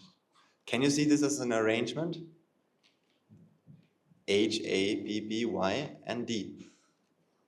There's a certain reason why the arrangement has been formed in like this, or actually it's not something fixed. You can't say how many arrangements are here. You can't say this is an arrangement, this is another arrangement. This is the way it arranges. It happens. It's not something fixed. Now, if this D would walk here, right between H and I, wouldn't you feel it's a disturbance? It's a disturbance to happy, right? So then you feel something foreign. This is foreign to this. So the idea of foreignness is something our mind creates. When you feel that all this belongs to one, and let's say this is one country, and this goes here, now something foreign is here. But if it's just arrangement of causes, then what is really foreign to anything? It's just the way it's arranged. You can't talk about disturbances. Just as much as it's always something formed. So effects are not something which comes from somewhere and goes somewhere. It's the causes come together for this effect, for this arrangement to manifest. How can we practice this in our daily lives is maybe the most important question. I can tell you how I practice it in my life. Yesterday,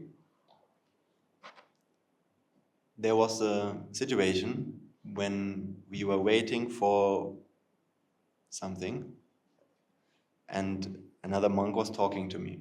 So when we were talking, we just started talking. We just exchanged 2 sentences, and suddenly the monk told me, "Oh, excuse me," and he had to go because something really important just came and he had to leave.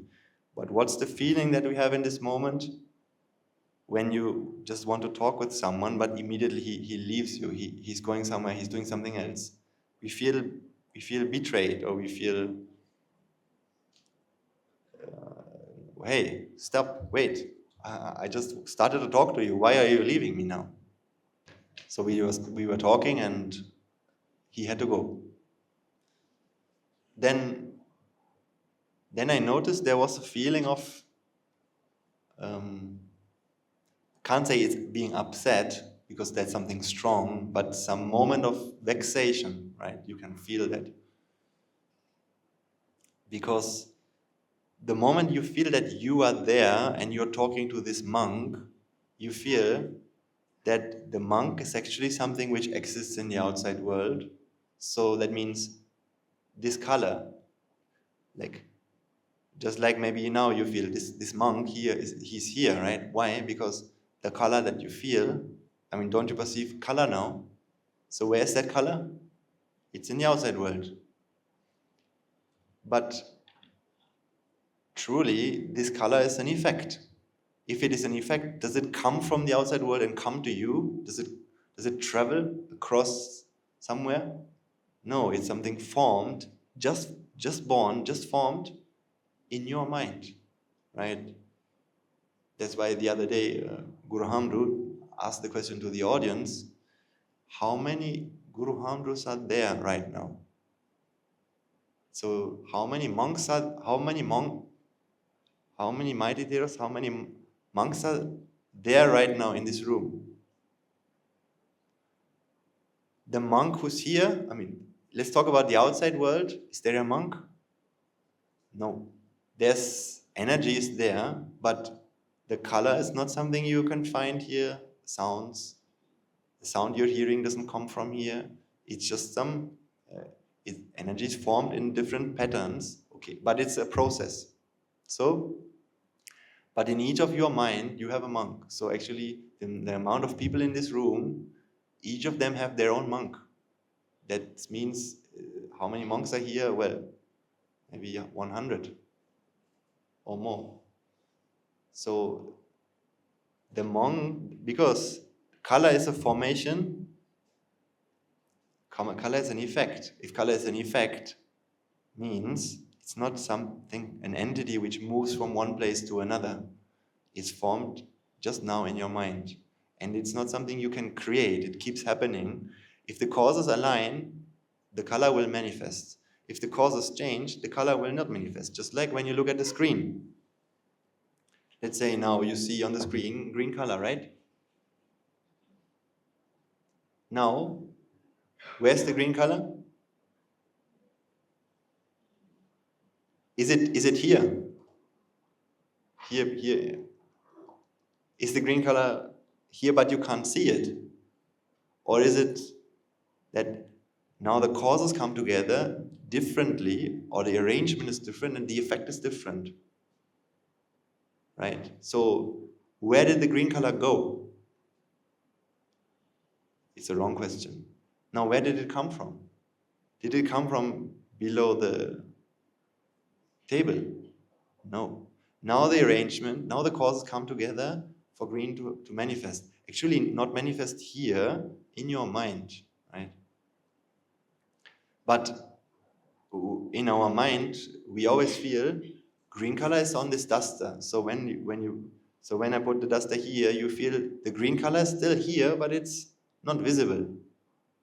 Just like right now, if I ask you, where is your... Take somebody in your family, doesn't matter. Where is he now? Okay, ignore the people, the members of your family who are also with you in the sermon right now. But actually right now you're looking at me, right? So maybe your spouse or your child or whoever is either sitting next to you or he's not in this room. So you're not seeing him right now. So then the question is he really sitting next to you? Because that person is only an effect. It's a perception of your mind. That means when causes come together, this perception of person is formed. But this kind of separation and entities which we feel exist all around us, that's not there. Causes are there, but as Amadasana explained to you, and I explained to you what is an effect today, but taking the idea of anicca and applying it to colors don't exist in here. Colors don't come with the light that we see, but colors are something that created in the mind. So it's an effect. So therefore what you see as if, the color is here. That's what our mind tells us. The color is here on this chair. No, that's not the case. What you experience is your own mind. Seeing happens. When we contemplate right now in this moment, how can we contemplate? We see a color, let's say this red color. Now our mind tells us, this color is actually out there in front of me. But when you realize that what is seeing, it's a process. Seeing is a process when light and the eye and the brain and many other causes come together and an effect is formed.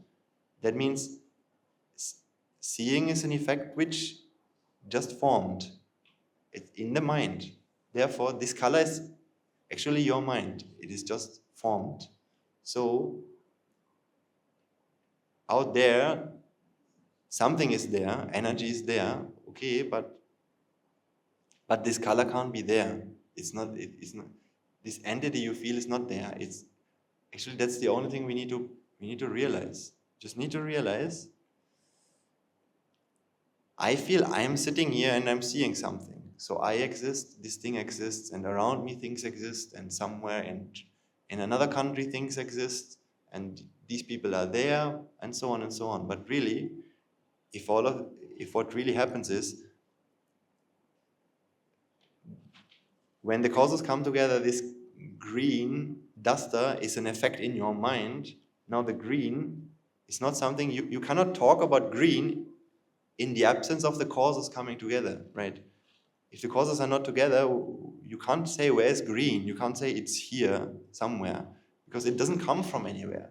When I do this, and when I clap, does the clap exist somewhere before you put the causes together?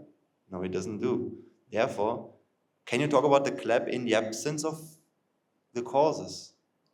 No. Even when the causes are together, you can't talk about a fixed clap, as in that something is a unit here, that it exists over a period of time. It's only an arrangement. So when this monk was talking to me, and when he was betraying me and he was going away, it only took me a moment to contemplate. The only thing that I did was, it's not something I do. It's actually, contemplation is something that happens when you have when you have merit power. So by merits help us to contemplate. There's not someone to contemplate, because sometimes you try to contemplate, you can't do that. Sometimes it comes automatically. If you do a lot of merits and you're really happy, sometimes it becomes really easy. It's not because you can do or you can't do, it's just because of the environment of the mind and the merit power. So like that. But if I conventionally talk, I will say, how did I contemplate at that moment? Now the voice that I was hearing was, so the outside vibration and the ear and the brain and all these causes came together to form a sound. This sound didn't come from the outside world, so it's just a thought. So this is something like this.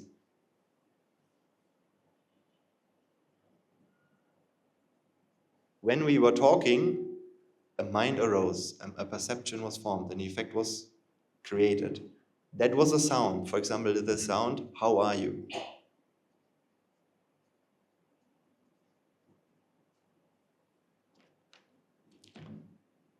This sound is created in the mind because of the alignment of the causes. The sound is, how are you, let's say. Of course, actually, you need a lot of thoughts, a lot of chittas to just create this, how are you? But for simplicity's sake, we just say, it happens in one thought, the sound, how are you? Because of the way that the causes came together here. Now, in the next thought, then the causes rearrange, or there's a new thought created, which says, I have to go speak to you later.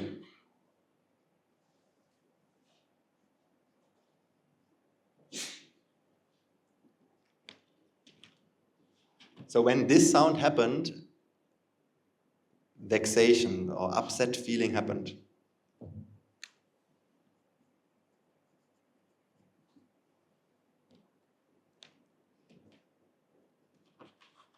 Because in this thought, jati happened. When jati happens, it gives us this feeling that I am more than a thought, I am a person, and I have been there in the past.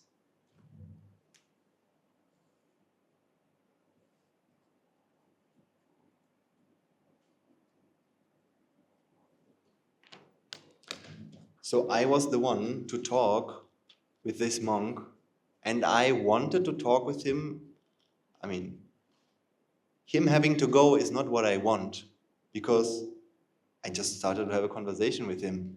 So that means now suddenly time exists. Now suddenly this thought thinks it was there in the past to talk with the monk. But this thought is just born out of new causes.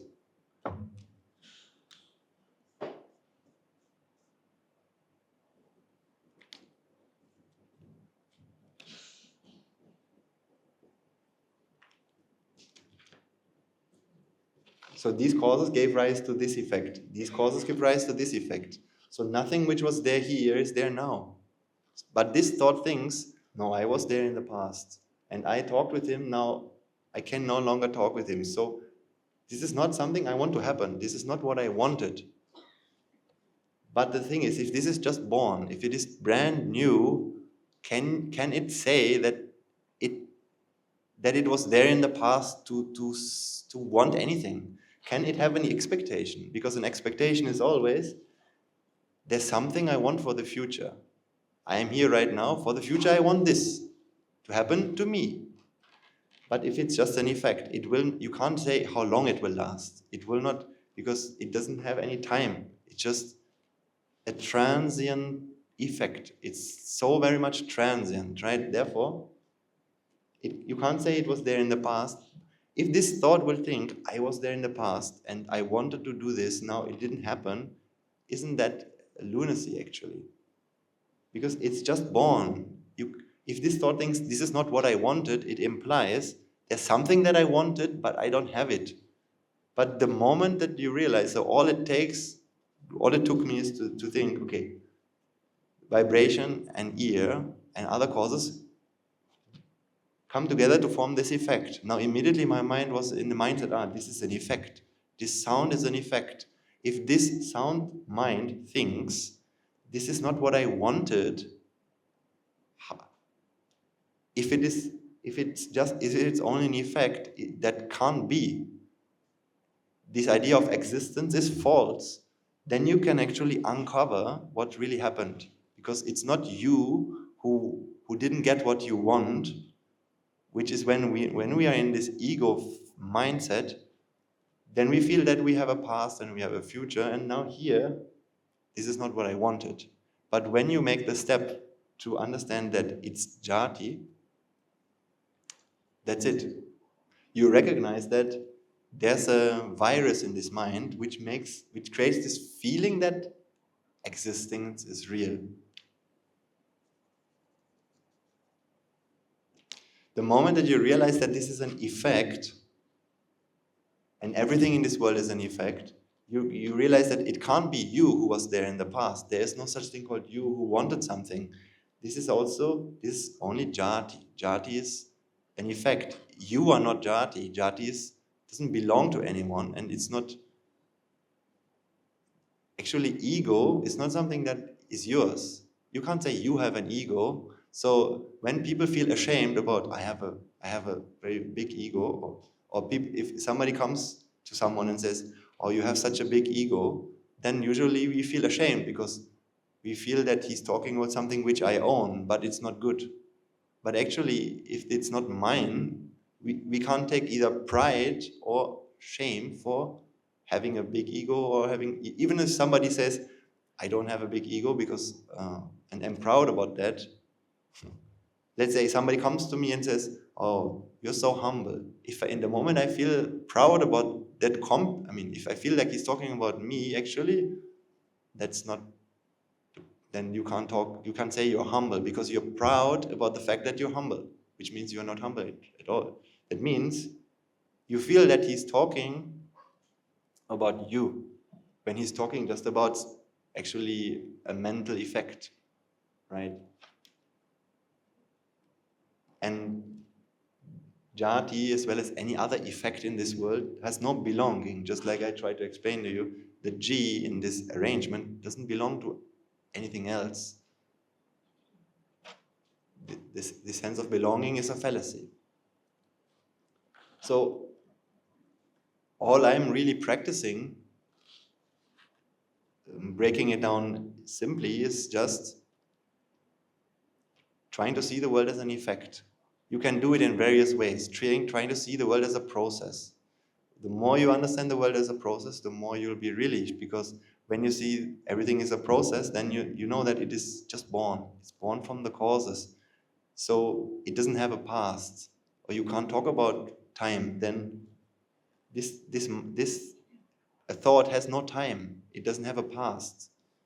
Therefore, it can't have expectations, because it will not. It doesn't have a future and it doesn't have a past. So to say that there was something that I wanted. We all know experiences in our life where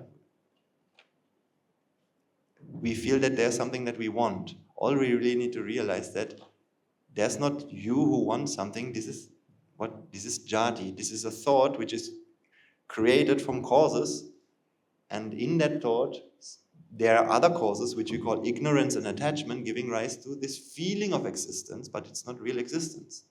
The moment you come to this awareness, you no longer feel that there's something you want, but it's actually just wanting. Wanting is that's it. When you remember the sermon by Gateway, he explained this example of the pressures that you have. There's a mind and it has pressures, and there's a mechanism for releasing the pressure. So it's just a process. Wanting is a process. It's not you who wants anything. And then the decision of how, then the decisions which are taken are taken based on certain causes, maybe the views and the pressure which exists. So it's not you who takes decisions, nor is it you who wants things. Wanting happens, and decisions are being formed due to causes. So when you step into this dimension, the vexations will stop. No matter the things you do, no matter how many duties and obligations you have, actually it just takes you very simple karmasthana. So my teacher gave me this karmasthana, and this is what I'm practicing.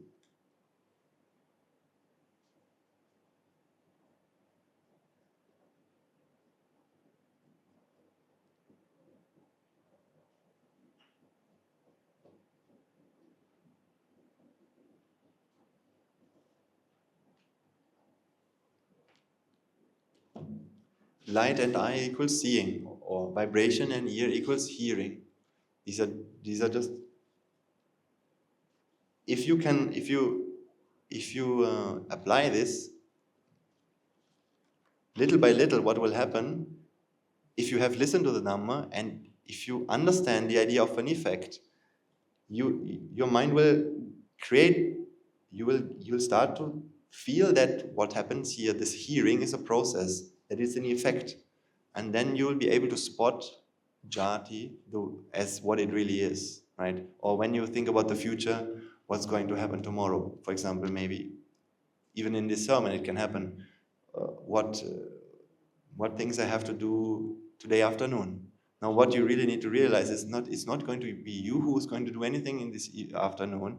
There's an idea coming in contact with the mind which creates a perception, and in this perception, feeling of existence, a false sense of existence is created, that you are going to be there to do anything, and that actually entities exist.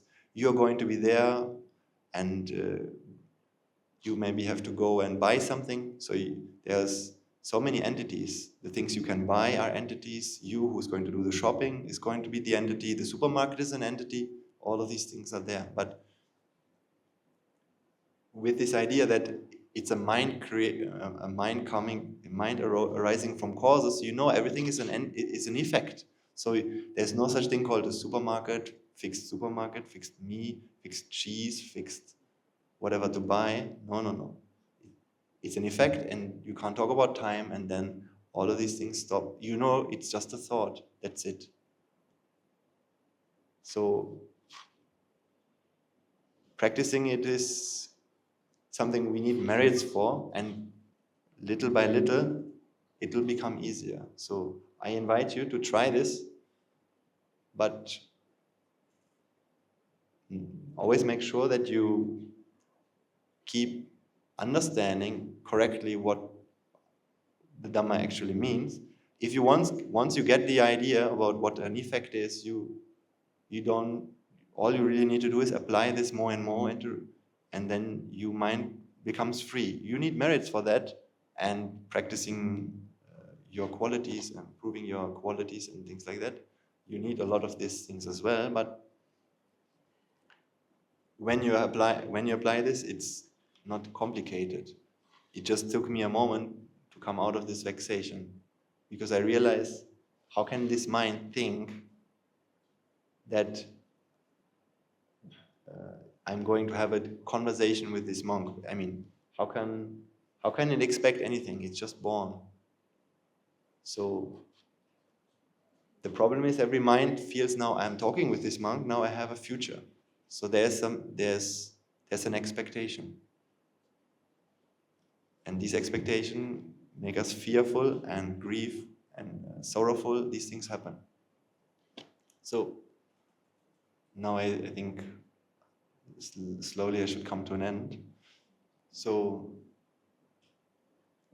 once again, I'm very honored to be here and spend time with you and talk about Dhamma and talk about everything related to the Dhamma that we need to know and share a little bit about my life with you. There's many other things interesting to talk about, but for today I think that would be too much.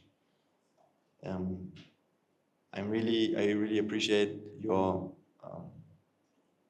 commitment and you being open and being here to listen what I have to say, to come here and wanting to practice the Dhamma with all the devotion and the motivation. And I hope that as you continue listening to the sermons and doing the merits, your understanding will become better and better, and your ability to apply these things. And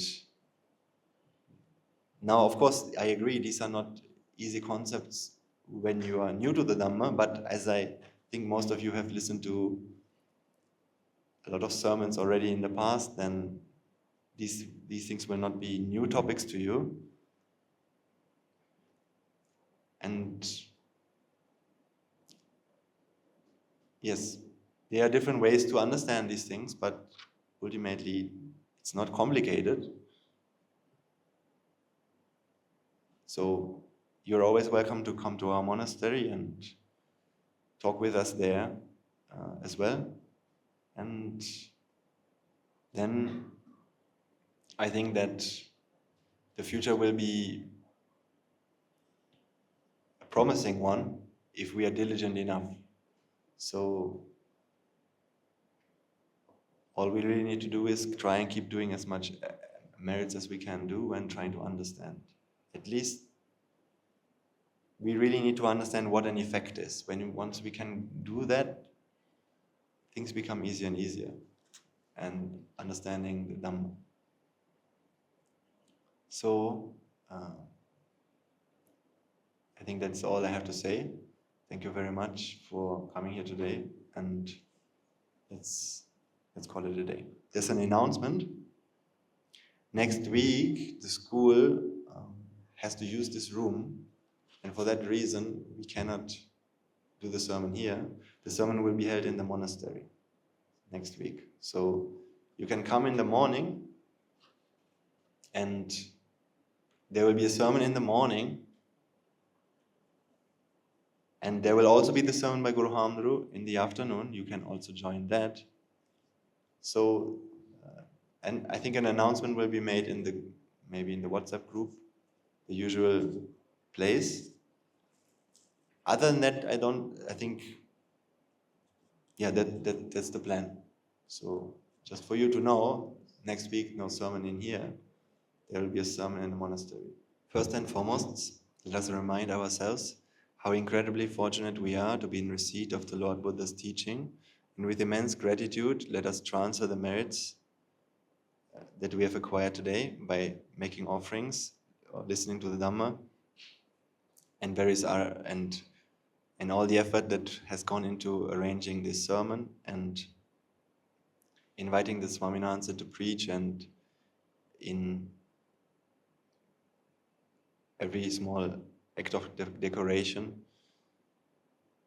First and foremost, let us transfer these merits to all the bhikkhus and to all the bhikkhus and bhikkhunis, upasikas and upasakas, who since time immemorial have protected and preserved the sublime teachings of the Buddha and have passed it down to the generations of the noble lineage in the form of the Tripitaka, which is thankfully available to us today to study, understand, and comprehend the Dhamma. Let us also transfer the merits to all members of the Mahasangha, present throughout the world, including the chief prelates of all of the chapters, who have dedicated their lives towards the noble path and have committed themselves towards the betterment of all sentient beings. Let us not forget that among them are the monks and nuns resident in your local temples and nunneries, who have always been by your side through thick and thin, come rain or shine. Let's also transfer these merits to Guru Swami Nohanse, as well as all the monks resident at this monastery, as well as the Anagarika and Anagarika attached to the monastery. Let's also transfer these merits and express our gratitude to all those who make great efforts to disseminate the teachings of the Buddha, be that by transliterating these sermons, sharing them out with others, or inviting others to join them. If any of them have been born in the woeful plane, may they redeem themselves and be born in a blissful plane. May they abstain from the unmeritorious deeds, fulfill the meritorious deeds, fulfill the noble eightfold path, and attain a supreme bliss of Nibbana. Sadhu, sadhu, sadhu. Let's also transfer these merits to our devotees, friends of the monastery, who for the sake of merits continue to sustain the Mahasangha, be that by who continue to sustain the Mahasangha by providing the four requisites, or by extending their well wishes, or extending or sharing their knowledge. May through the power of these merits they be healed of any physical and mental ailments and overcome any obstacles to their spiritual progress. Let us also transfer these merits to our mothers and fathers, husbands and wives, brothers and sisters, sons and daughters, grandparents, uncles, aunts, cousins, nephews and nieces, our elders, friends and acquaintances, employers and employees, and to all those who've helped us and supported us and assisted us in this infinitely long journey. Let's also transfer these merits to our teachers who have helped us to become who we are today. May through the power of these merits they be healed of any physical and mental ailments and overcome any obstacles to their spiritual progress. May they abstain from the unmeritorious deeds, fulfill the meritorious deeds, fulfill the noble eightfold path, and attain the supreme bliss of Nibbana.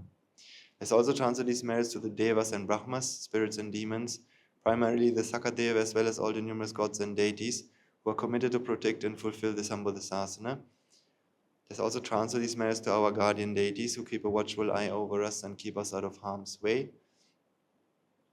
Let us may through the power of these merits they prosper in divine power and wisdom. May they abstain from the unmeritorious deeds, fulfill the meritorious deeds, fulfill the noble eightfold path, and attain the supreme bliss of Nibbana. Let's also transfer these merits to our ancestors, to all those who have predeceased us, to all those who've been family and friends to us in this infinitely long journey of samsara. Let's also transfer these merits to all members of the armed forces as well as the police force who have sacrificed their lives to protect the peace and harmony of our nation. May all those who lost their lives in the war, be they friend or foe, rejoice in the merits we have acquired today. Let's also transfer these merits to all those who lost their lives in natural calamities such as tsunamis, earthquakes, landslides, and pandemics, reminding ourselves that among them will be those who have been family and friends to us in this infinite long journey of samsara. May through the power of these merits, if any of them have been born in the woeful plane, they redeem themselves and be born in the blissful plane. May they abstain from the unmeritorious deeds, fulfill the meritorious deeds, fulfill the noble eightfold path, and attain the supreme bliss of Nibbana. Sadhu, sadhu, sadhu. Finally, let us all resolve that, may through the power and blessings of all the merits that we have acquired today, we be able to witness the advent of many hundreds of thousands of arahants on this blessed land. And finally, may through the power of all the merits we have acquired today, you and I and everyone who has helped to make this program a success, become an Arahat Nahanse and Arahat Mihin Nahanse in this very life itself and in the era of the Gautama Supreme Buddha itself. Sadhu, sadhu, sadhu. And now you will receive the blessings of the Mahasangha. Raga ginin midetnva, desha ginin midetnva, moha ginin midetnva, Nibbāna parama sukhayin, sukhita tara vetnva. Nibbāna parama sukhayin, sukhita tara vetnva. Mamada siyalu loka Sielu Sattvayo Nibbāna Parama Sukhayin Sukhita Vetnva Nibbāna Parama Sukhayin Sukhita Vetnva Nibbāna Parama Sukhayin Sukhita Vetnva Rajagini Niveva Dveshagini Niveva Mohagini Niveva Nivan Sapalabeva Nivan Sapalabeva Nivan Sapalabeva.